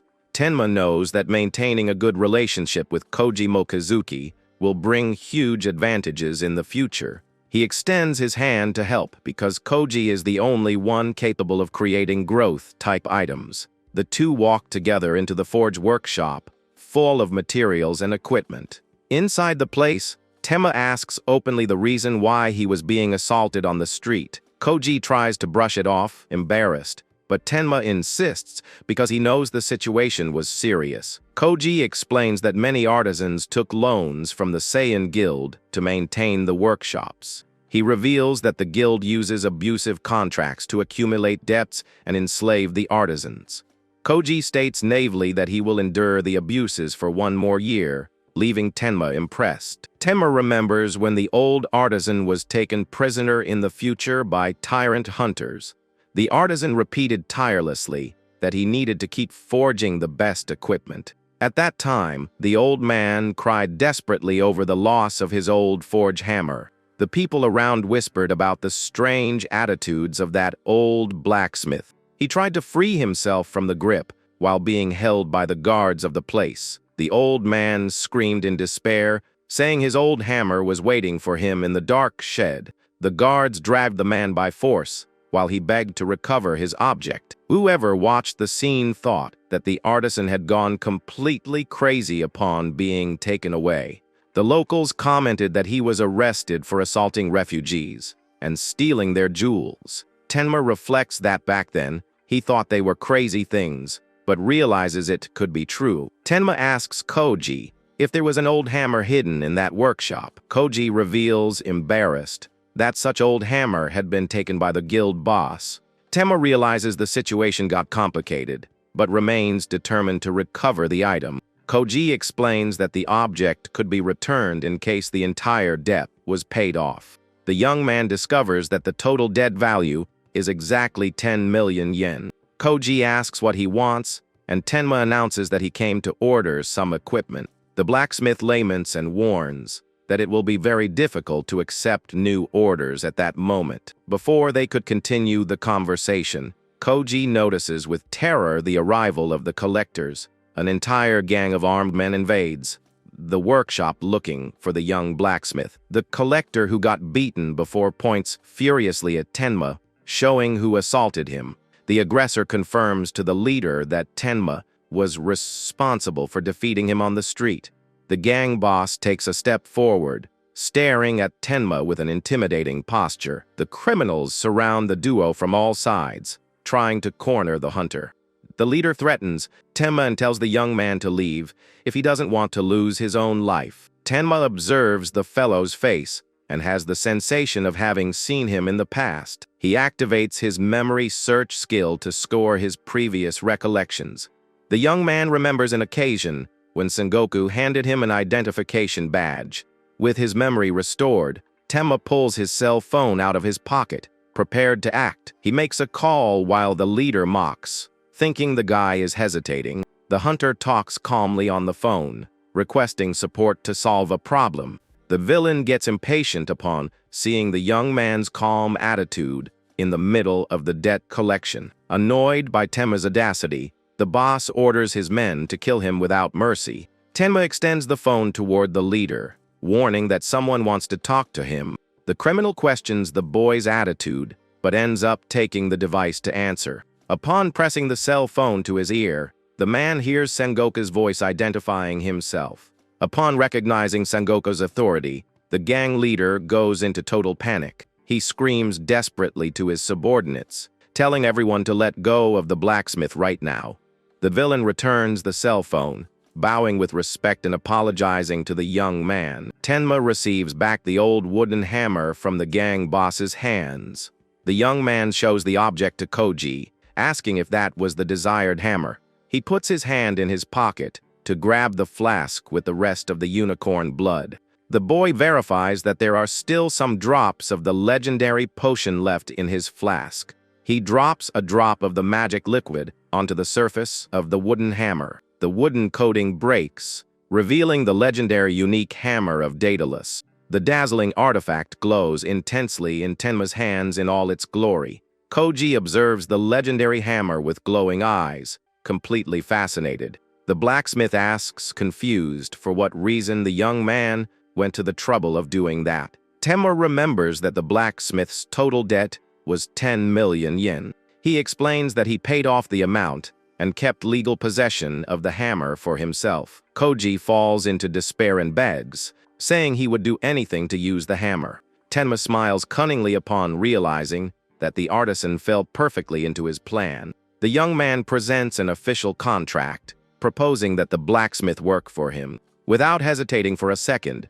Koji grabs the paper and signs the partnership agreement. Koji stamps the document with enthusiasm, confirming officially the work contract. Fulfilling his part in the agreement, Tenma hands the hammer of Daedalus to the new partner. The blacksmith cries with emotion upon hugging the legendary hammer, ready to start forging again. The gang boss warns Mochizuki not to forget the contract established between them. The leader reminds that with the hammer back, Mochizuki must manufacture the ordered weapons. The blacksmith hesitates and interrupts the hammer's movement in the air before striking the anvil.